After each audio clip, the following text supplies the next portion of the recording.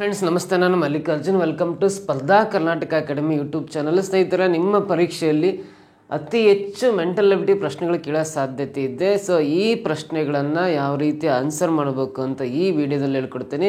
So ಅದಕ್ಕಿಂತ before ಆಗಿ ಸ್ನೇಹಿತರೆ, ನಮ್ಮ ಸ್ಪರ್ಧಾ ಕರ್ನಾಟಕ ಅಕಾಡೆಮಿ ಯೂಟ್ಯೂಬ್ ಚಾನಲ್ಗೆ ಯಾರು ಸಬ್ಸ್ಕ್ರೈಬ್ ಆಗಿಲ್ಲ ದಯವಿಟ್ಟು ಸಬ್ಸ್ಕ್ರೈಬ್ ಆಗಿ, ಪಕ್ಕದಲ್ಲಿ ಬರೋ ಬೆಲ್ ಐಕನ್ ಪ್ರೆಸ್ ಮಾಡಿ ನೋಟಿಫೈ ಆಗಿರಿ. ಹಾಗೆ ಸ್ಪರ್ಧಾ ಕರ್ನಾಟಕ ಅಕಾಡೆಮಿ ಶಿವಮೊಗ್ಗದಲ್ಲಿ ಆಫ್ಲೈನ್ ರೆಗ್ಯುಲರ್ ಬ್ಯಾಚಸ್ ಆರಂಭ ಆಗ್ತಾ ಇದ್ದಾವೆ. KS, PSI, PDO, PC, SD, FDA, group C ಹಾಗೂ SSC, ಬ್ಯಾಂಕಿಂಗ್, RRB ಎಲ್ಲ ಪರೀಕ್ಷೆಗಳಿಗೆ ಆಫ್ಲೈನ್ ಬ್ಯಾಚಸ್ ಆರಂಭ ಆಗ್ತಾ ಇದ್ದಾವೆ. ಸೊ ಏನಾದ್ರು ಆನ್ಲೈನ್ ಕ್ಲಾಸಸ್ ಬೇಕು ಅಂದರೆ ಈ PDO ಆಗಿರ್ಬೋದು, VA ಎಕ್ಸಾಮ್ ಆಗಿರ್ಬೋದು, ಲ್ಯಾಂಡ್ ಸರ್ವೇರು, ಬೀಟ್ ಫಾರೆಸ್ಟರು, GPSTರು, HSTR ಎಕ್ಸಾಮ್ಗಳಿಗೆ ಸಂಬಂಧಪಟ್ಟಂತೆ ಆನ್ಲೈನ್ ಕ್ಲಾಸ್ ಅವೈಲಬಲ್ ಇದೆ. ಗೂಗಲ್ ಪ್ಲೇ ಸ್ಟೋರಲ್ಲಿ ಹೋಗಿ ಸ್ಪರ್ಧಾ ಕರ್ನಾಟಕ ಅಕಾಡೆಮಿ ಆ್ಯಪನ್ನು ಡೌನ್ಲೋಡ್ ಮಾಡ್ಕೊಂಡಿದ್ದೆ ಆದರೆ ಸೊ ನೀವು ಆನ್ಲೈನ್ ಕ್ಲಾಸನ್ನು ತಗೋಬೋದು. ಹೆಚ್ಚಿನ ಮಾಹಿತಿ ಬೇಕಂದರೆ ಇಲ್ಲಿ ಕಾಣಿಸ್ತಕ್ಕಂಥ ಮೊಬೈಲ್ ನಂಬರ್ಗೆ ಕರೆ ಮಾಡಿ.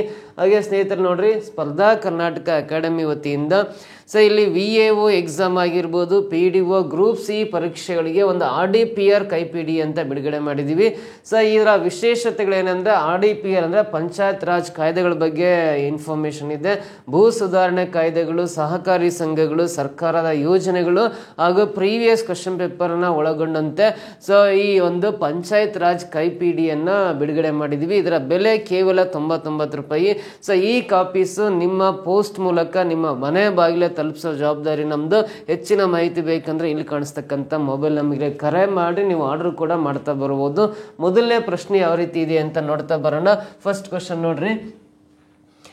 If income of A is 20% less than income of B, how much percentage is B's income more than income of A ಅಂತ ಇದೆ ಇಂಗ್ಲೀಷಲ್ಲಿ. ಕನ್ನಡದಲ್ಲಿ ಪ್ರಶ್ನೆ ಹೋದ್ರಿ, ಏನ ಆದಾಯವು ಬಿನ ಆದಾಯಕ್ಕಿಂತ 20% ಕಡಿಮೆ ಇದೆ ಅಂತ ಕೊಟ್ಟಿದ್ದಾನೆ. ಇಲ್ಲಿ A ಮತ್ತು B ಅಂತ ಎರಡು ವ್ಯಕ್ತಿಗಳನ್ನು ಕೊಟ್ಟಿದ್ದಾರೆ. ಈ ಏನ ಆದಾಯ B ಆದಾಯಕ್ಕಿಂತ 20% ಕಡಿಮೆ ಇದೆ ಅಂತ, ಏನ ಇನ್ಕಮ್ಮು ಬಿಗಿಂತ 20% ಕಡಿಮೆ ಇದೆ. ಹಾಗಾದರೆ ಬಿನ ಆದಾಯ ಏನ ಆದಾಯಕ್ಕಿಂತ ಎಷ್ಟು ಪರ್ಸೆಂಟ್ ಹೆಚ್ಚಾಗಿದೆ ಅಂತ ಕ್ವಶನ್ ಕೇಳಿದ್ದಾನೆ. ಬಿನ ಆದಾಯವು ಏನ ಆದಾಯಕ್ಕಿಂತ ಶೇಕಡ ಎಷ್ಟು ಹೆಚ್ಚಾಗಿದೆ ಅಂತ. ಇಲ್ಲಿ ಎರಡು ವ್ಯಕ್ತಿಗಳಿದ್ದಾರೆ, A ಮತ್ತು B ಅಂತ 2 ಪರ್ಸನ್ಸ್ ಇದ್ದಾರೆ ಈ ಪ್ರಶ್ನೆಯಲ್ಲಿ. ಏನ ಇನ್ಕಮ್ ಆದಾಯ ಬಿಗಿಂತ 20% ಕಡಿಮೆ ಇದೆ ಅಂತ. ಹಾಗಾದ್ರೆ ಅದನ್ನ ರಿವರ್ಸ್ ಕಂಪ್ಯಾರಿಸನ್ ಕೇಳಿದ್ದಾರೆ. ಬಿನ ಇನ್ಕಮ್ಮು ಎಗಿಂತ ಎಷ್ಟು ಪರ್ಸೆಂಟ್ ಹೆಚ್ಚು ಅಂತ ಕೇಳಿದ್ದಾನೆ. ನೋಡ್ರಿ, ಏನ ಆದಾಯ ಬಿಗಿಂತ 20% ಕಡಿಮೆ ಇದ್ರೆ ಬಿನ ಆದಾಯ ಎಗಿಂತ 20% ಹೆಚ್ಚಿದೆ ಅಂತ ನಾವು ಫಸ್ಟ್ ಆಪ್ಷನ್ ಆನ್ಸರ್ ಮಾಡಿಬಿಡ್ತೀವಿ ಖುಷಿಯಿಂದ. ಬಟ್ ಪರ್ಸೆಂಟೇಜ್ ಕಂಪ್ಯಾರಿಸನ್ ಯಾವಾಗಲೂ ಸೇಮ್ ಇರಲ್ಲ. ಹಾಗಾಗಿ ಏನ ಆದಾಯ ಬಿಗಿಂತ 20% ಕಡಿಮೆ ಇದ್ರೆ ಬಿನ ಆದಾಯ ಎಗಿಂತ 20% ಜಾಸ್ತಿ ಇರುತ್ತೆ ಅಂತೇಳಿ ನೀವು ಇದೇ ಆಪ್ಷನ್ ಏನಾದ್ರು ಆನ್ಸರ್ ಮಾಡಿದ್ರಿ ಅಂದರೆ ನಿಮ್ಮ ಆನ್ಸರು ರಾಂಗ್ ಆಗಿರುತ್ತೆ. ಈ ಆಪ್ಷನ್ ಆನ್ಸರ್ ಮಾಡ್ತೀರಿ ಅಂತಲೇ ಮೊದಲನೇ ಆಪ್ಷನಲ್ಲೇ ಅದನ್ನು ಕೊಟ್ಟಿರ್ತಾನೆ. 100ಕ್ಕೆ ಒಂದು 80% ಜನ ಅದನ್ನೇ ಆನ್ಸರ್ ಮಾಡಿರ್ತೀರಿ. But wrong answer. ಯಾವಾಗಲೂ ಪರ್ಸೆಂಟೇಜ್ ಕಂಪ್ಯಾರಿಸನ್ ಸೇಮ್ ಇರೋಕ್ಕೆ ಸಾಧ್ಯತೆ ಇಲ್ಲ. ಏನ ಆದಾಯ ಬಿಗಿಂತ 20% ಕಡಿಮೆ ಇದ್ದರೆ ಬಿನ ಆದಾಯ ಎಗಿಂತ ಎಷ್ಟು ಪರ್ಸೆಂಟ್ ಜಾಸ್ತಿ ಅಂತ ಕಂಡುಹಿಡಿಬೇಕಂದ್ರೆ ಒಂದು ಸಿಂಪಲ್ ಮೆಥಡ್ ಹೇಳ್ಕೊಡ್ತೇನೆ ನಿಮಗೆ. ನೋಡ್ರಿ, ಈ 20%ನ ನಾವು ಭಿನ್ನರಾಶಿ ರೂಪದಲ್ಲಿ 1/5 ಅಂತ ಬರ್ಕೋಬಹುದು. ಸೊ ಹೆಂಗಾಯ್ತದ 1/5 ಅಂದ್ರೆ 20% ಇದೆಯಾ, ಪರ್ಸೆಂಟ್ ತೆಗಿಬೇಕಂದ್ರೆ ಡಿವೈಡ್ ಬೈ 100 ಹಾಕೋಬೇಕು. 21 25 100 ಕ್ಯಾನ್ಸಲ್, ಮೇಲೆ 1 ಇದೆ, ಕೆಳಗಡೆ 5 ಇದೆ ಅಂದರೆ ಈ 20%ನ 1/5 ಅಂತ ಬಲಿತೀವಿ. ಸೊ ಹಾಗಾದ್ರೆ ಏನ ಆದಾಯ ಬಿಗಿಂತ 20% ಕಡಿಮೆ ಇದ್ದಾಗ ಬಿನ ಆದಾಯ ಎಗಿಂತ ಎಷ್ಟು ಪರ್ಸೆಂಟ್ ಹೆಚ್ಚಾಗಿದೆ ಅಂತ ಕಂಡುಹಿಡಿಬೇಕಂದ್ರೆ ಇಲ್ಲಿ ಅಂಶ ಅಂದರೆ ನ್ಯೂಮರೇಟರ್ ಎಲ್ಲ ಸಂಖ್ಯೆ ಹಾಗೆ ಬರಿಬೇಕು. ಹಾಗೆ ಬರ್ಕೊಂಡು ಇವೆರಡು ಡಿಫ್ರೆನ್ಸ್ ಮಾಡಿ ಕೆಳಗಡೆ ಬರ್ಕೋಬೇಕು. 5ರಲ್ಲಿ 1 ಮೈನಸ್ ಮಾಡಿದ್ರೆ 4 ಬರುತ್ತೆ. ಸೊ ಈ 1/4 ಶೇಕಡ ರೂಪಕ್ಕೆ ಕನ್ವರ್ಟ್ ಮಾಡ್ಬೇಕಲ್ಲ, ಇಂಟು 100 ಹಾಕೋಬೇಕು. ಇವಾಗ 4 2 8 ಕ್ಯಾನ್ಸಲ್ ಆಗಿ 2 ಉಳಿಯುತ್ತೆ, 20 ಆಗುತ್ತೆ. 4 5 20 ಕ್ಯಾನ್ಸಲ್ ಆಗುತ್ತೆ. 25 ಇಂಟು 1 ಅಂದರೆ 25 ಬರುತ್ತೆ. 25% ಹೆಚ್ಚಾಗಿದೆ ಅಂತ ಅರ್ಥ. ನೋಡ್ರಿ, ಬಿನ ಆದಾಯವು ಏನ ಆದಾಯಕ್ಕಿಂತ 25% ಹೆಚ್ಚಾಗಿರುತ್ತೆ. ಇಲ್ಲಿ 25% ಅಂತ ಇಲ್ಲಿ ಸೆಕೆಂಡ್ ಆಪ್ಷನ್ ಇದೆಯಲ್ಲ, ಇದು ಸರಿ ಉತ್ತರ ಆಗಿರುತ್ತೆ. ಕ್ಲಿಯರ್ ಗೊತ್ತಾಯ್ತಾ ಈ ಕ್ವಶನ್ಗೆ ಆನ್ಸರು? ನೆಕ್ಸ್ಟ್ ಪ್ರಶ್ನೆ ಬರೋಣ. ಇನ್ನು ಇನ್ ಡೀಟೇಲ್ ಆಗಿ ಇದನ್ನು ಆನ್ಸರ್ ಮಾಡ್ಬೋದು. ಸೊ ಇದಕ್ಕೆ ನಾವು ಬೇಕಾದರೆ ಅಸಂಪ್ಷನ್ ಮಾಡ್ಕೋಬೋದು. ಏನ ಆದಾಯ ಬಿನ ಆದಾಯಕ್ಕಿಂತ 20% ಕಡಿಮೆ ಇದೆ ಅಂದರೆ ಎಗೆ 2000 ರೂಪಾಯಿ ಆದಾಯ ಇದೆ ಅಂದರೆ ಬಿನ ಆದಾಯ 2500 ರೂಪಾಯಿ ಬರೀತೀನಿ. ಸೊ ಇಲ್ಲಿ ನಂಬರ್ ಟು ನಂಬರ್ ಕಂಪ್ಯಾರಿಸನ್ ಯಾವಾಗಲೂ ಸೇಮ್ ಇರುತ್ತೆ, ನಂಬರಿಂದ ನಂಬರ್ ಕಂಪ್ಯಾರಿಸನ್ ಯಾವಾಗಲೂ ಸೇಮ್ ಇರುತ್ತೆ. ಏನು ಸೇಮ್ ಇರುತ್ತೆ ಅಂದರೆ ಎನ ಬಳಿ ಬಿಗಿಂತ 500 ರೂಪಾಯಿ ಕಡಿಮೆ ಇದೆ, ಬಿನ ಬಳಿ ಎಗಿಂತ 500 ರೂಪಾಯಿ ಹೆಚ್ಚಿದೆ ಅಂತ ಹೇಳ್ತೀವಿ. Number two number comparison same ಇರುತ್ತೆ, ಅದರಿಂದ ಪರ್ಸೆಂಟೇಜ್ ಚೇಂಜಸ್ ಮಾಡಲ್ಲ. ಎನ ಬಳಿ ಬಿಗಿಂತ ಎಷ್ಟು ಕಡಿಮೆ ಇದೆ ಅಂದರೆ 500 ರೂಪಾಯಿ ಕಡಿಮೆ ಇದೆ. ಎಷ್ಟು ಕಂಪೇರ್ ಮಾಡಿದರೆ ಬಿನ 2500 ಕಂಪೇರ್ ಮಾಡಿದಾಗ ಎನ ಬಳಿ 500 ರೂಪಾಯಿ ಕಡಿಮೆ ಇದೆ ಅಂದರೆ 100ಕ್ಕೆ ಎಷ್ಟು ಅಂತ ಕಂಡುಹಿಡಿಯೋಣ. 500 1 505 2500 ಕ್ಯಾನ್ಸಲ್, 5 2 10 0 ಪಕ್ಕ ಬರೆಯೋಣ. ಸೊ 20% ಕಡಿಮೆ ಇದೆ, ಏನಾದಯ ಬಿಗಿಂತ 20% ಕಡಿಮೆ ಇದೆ. ಆ ಪ್ರಶ್ನೆಯಲ್ಲಿ ಪ್ರಕಾರ ಸಿಕ್ತು. ಸೊ ಇವಾಗ ರಿವರ್ಸ್ ಕಂಪ್ಯಾರಿಸನ್ ಮಾಡೋಣ. ಬಿನ ಆದಾಯ ಎಗಿಂತ ಎಷ್ಟಿದೆ ಅಂದರೆ ಹೆಚ್ಚಿದೆ ಅಂದರೆ ಬಿನ ಆದಾಯ ಎಗಿಂತ 500 ರೂಪಾಯಿ ಜಾಸ್ತಿ ಇದೆ. ಎಷ್ಟು ಕಂಪೇರ್ ಮಾಡಿದ್ರೆ ಏನ ಬಳಿ ಇರೋ 2000 ಕಂಪೇರ್ ಮಾಡಿದಾಗ 500 ರೂಪಾಯಿ ಹೆಚ್ಚಿದೆ. 2000ಕ್ಕೆ 500 ರೂಪಾಯಿ ಹೆಚ್ಚಿದೆ ಅಂದರೆ 100ಕ್ಕೆ ಎಷ್ಟು ಹೆಚ್ಚು ಅಂತ ಕಂಡುಹಿಡಿಬೇಕು. 500 1 500 4 2000 ಕ್ಯಾನ್ಸಲ್, ಇದು 4ರಿಂದ 100 ಡಿವೈಡ್ ಮಾಡ್ರೆ 25 ಬರುತ್ತೆ. ಸೊ ಇವಾಗ ಬಿನ ಆದಾಯ ಎಗಿಂತ 25% ಹೆಚ್ಚಿದೆ ಅಂತ ಹೇಳ್ಬೋದು. ಈ ರೀತಿನೇ ಇದಕ್ಕೆ ಆನ್ಸರ್ ಮಾಡ್ಕೋಬಹುದು. ಬಟ್ ಅಷ್ಟೆಲ್ಲ ಕ್ಯಾಲ್ಕುಲೇಷನ್ ಅವಶ್ಯಕತೆ ಇಲ್ಲ, ಸಿಂಪಲ್ ಮೆಥಡ್ ಅಲ್ಲೇ ಸಾಲ್ವ್ ಮಾಡೋದು ತೋರಿಸ್ಕೊಟ್ಟಿದ್ದೀನಿ. ಕ್ಲಿಯರ್ ಆಗಿ ಗೊತ್ತಾಯ್ತಾ first question. Next second question ಬರೋಣ. A number when divided by 114 leaves remainder 21. If the same number is divided by 19 then the remainder is ಅಂತ ಕ್ವಶನ್ ಕೇಳಿದ್ದಾನೆ. ನೋಡ್ರಿ, ಒಂದು ಸಂಖ್ಯೆಯನ್ನ 114ರಿಂದ ಭಾಗಿಸಿದಾಗ ಶೇಷ 21 ಬರುತ್ತದೆ. ಅದೇ ಸಂಖ್ಯೆಯನ್ನು 19ರಿಂದ ಭಾಗಿಸಿದಾಗ ಉಳಿಯುವ ಶೇಷ ಎಷ್ಟು ಅಂತ ಪ್ರಶ್ನೆ ಕೇಳಿದ್ದಾನೆ. ನೋಡ್ರಿ, ಈ ಕ್ವಶನ್ಗೆ ನಾವು ಆನ್ಸರ್ ಮಾಡ್ಬೇಕಂದ್ರೆ ಯಾವುದೋ ಒಂದು ಸಂಖ್ಯೆ ಇದೆ, ಆ ಸಂಖ್ಯೆನ ನೀವು 114ರಿಂದ ಡಿವೈಡ್ ಮಾಡ್ತೀರಿ. ಇಲ್ಲಿ ಯಾವುದೋ ಸಂಖ್ಯೆ ಇದೆ, ಇದು ಯಾವ ಸಂಖ್ಯೆ ಅಂತ ನಮಗೆ ಗೊತ್ತಿಲ್ಲ. ಇದನ್ನ 114ರಿಂದ ಡಿವೈಡ್ ಮಾಡಿದಾಗ ಶೇಷ 21 ಬರ್ತಾ ಇದೆ ಅಂತ ಹೇಳಿದ್ದೇನೆ. 21 ಶೇಷ ಬರ್ತಾ ಇದೆ ಅಂತ. ಒಂದ್ ವೇಳೆ ಇದೇ ಸಂಖ್ಯೆಯನ್ನ 19ರಿಂದ ಭಾಗಿಸಿದಾಗ ಶೇಷ ಎಷ್ಟು ಬರುತ್ತೆ, ಎಷ್ಟು ಶೇಷ ಬರುತ್ತೆ ಅಂತ ಪ್ರಶ್ನೆ ಕೇಳಿದ್ದಾನೆ. ನೋಡ್ರಿ, ಇಲ್ಲಿ ಯಾವುದೋ ಒಂದು ಸಂಖ್ಯೆ ಇದೆ, ನಮಗೆ ಗೊತ್ತಿಲ್ಲ. ಈ ಸಂಖ್ಯೆಯನ್ನ ನೀವು 114ರಿಂದ ಭಾಗಿಸಿದಾಗ ಶೇಷ 21 ಬರುತ್ತೆ, ರಿಮೈಂಡರ್. ಇದೇ ಸಂಖ್ಯೆನ ಇಲ್ಲಿ ಬರ್ಕೊಂಡು ನಾವು ಇದನ್ನ 19ರಿಂದ ಭಾಗಿಸಿದಾಗ ಶೇಷ ಎಷ್ಟು ಬರುತ್ತೆ ಅಂತ ಪ್ರಶ್ನೆ ಕೇಳಿದ್ದಾನೆ. ನೋಡ್ರಿ, ಈ ಕ್ವಶನ್ ನಾವು ಸಿಂಪಲ್ ಆಗಿ ಆನ್ಸರ್ ಮಾಡ್ಬೇಕಂದ್ರೆ ನೋಡ್ರಿ, ಇಲ್ಲಿ ಭಾಗಲಬ್ಧ ಕೊಟ್ಟಿಲ್ಲ, ನಾವೇ ಸೆಲ್ಫ್ ಅಸಂಪ್ಷನ್ ಮಾಡ್ಕೊಳ್ಳೋಣ, ಊಹೆ ಮಾಡ್ಕೊಳ್ಳೋಣ ಭಾಗಲಬ್ಧವನ್ನ. ಸೊ ಈ ಭಾಗಲಬ್ಧ 1 ತಗೊಂಡ್ರೆ ಕ್ಯಾಲ್ಕುಲೇಷನ್ ಈಸಿ ಆಗುತ್ತೆ. ನೀವು 2 ಬರ್ಕೋಬಹುದು, 3 4 5 6 ಯಾವ ಸಂಖ್ಯೆ ಬೇಕಾದ್ರೂ ಭಾಗಲಬ್ಧ ಬರ್ಕೋಬಹುದು. ಬಟ್ ನಾವು ಬರಿತಕ್ಕಂಥ ಸಂಖ್ಯೆ ಚಿಕ್ಕ ಸಂಖ್ಯೆ ಆಗಿದ್ರೆ ಕ್ಯಾಲ್ಕುಲೇಷನ್ ಈಸಿ ಆಗುತ್ತೆ. ಹಾಗಾಗಿ ಇದನ್ನು ಅಸಂಪ್ಷನ್ ಮಾಡ್ಕೊಂಡಿದ್ದೀನಿ, ಇದು ಪ್ರಶ್ನೆಯಲ್ಲಿ ಇಲ್ಲ. ಭಾಗಲಬ್ಧ ಕೋಶಂಟ್ 1 ಅಂತ ತಗೊಂಡೆ. ಇವಾಗ ಈ 114 1ನ್ನ ಗುಣಾಕಾರ ಮಾಡ್ರಿ 114 ಬರುತ್ತೆ. ಆ ಎರಡೂ ಕಿವಿಯಲ್ಲಿರೋ ಸಂಖ್ಯೆಗಳು 114 × 1 114 ಬರುತ್ತೆ. ಈ 114ಕ್ಕೆ 21ನ್ನ ಕೂಡ್ರಿ ಎಷ್ಟು ಬರುತ್ತೆ ಅಂದರೆ 135 ಬರುತ್ತೆ. ಆ ಸಂಖ್ಯೆ 135 ಅಂತ ಗೊತ್ತಾಯ್ತು. ಇವಾಗ ನೋಡ್ರಿ, 114 1 114, 135ರಲ್ಲಿ 114 ಕಳೆದ್ರೆ ಶೇಷ 21 ಬರುತ್ತೆ. ಸೊ ಇಲ್ಲಿ 135 ಅಂತ ಸಂಖ್ಯೆ ಗೊತ್ತಾಯ್ತಲ್ಲ, ಇಲ್ಲಿ 135 ಬರ್ಕೊಂಡು 9ರಿಂದ ಡಿವೈಡ್ ಮಾಡ್ಕೊಳ್ರಿ. 9 1 9, 4 ಉಳಿಯುತ್ತೆ, 5 ಕೆಳಗಿಳಿಸ್ಕೊಳ್ರಿ. ಸೊ ಸರಿ, 19ರಿಂದಲ್ಲ ಭಾಗಿಸ್ಬೇಕಾಗಿರೋದು, 9 ಅಲ್ಲ 19ರಿಂದ ಭಾಗಿಸ್ಬೇಕಾಗಿರೋದು.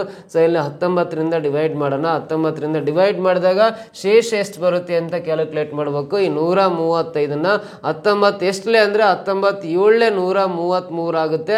ಶೇಷ 2 ಉಳಿಯುತ್ತೆ ಅಂದರೆ ಈ ಕ್ವಶನಿಗೆ ಆನ್ಸರು ಶೇಷ 2 ಬರುತ್ತೆ. ಆಪ್ಷನ್ 3 1 ಇದು ಸರಿ ಉತ್ತರ ಆಗುತ್ತೆ. ಕ್ಲಿಯರ್ ಆಗಿ ಗೊತ್ತಾಯ್ತಾ? ಈ ತರ ಮಾಡ್ಕೋಬಹುದು.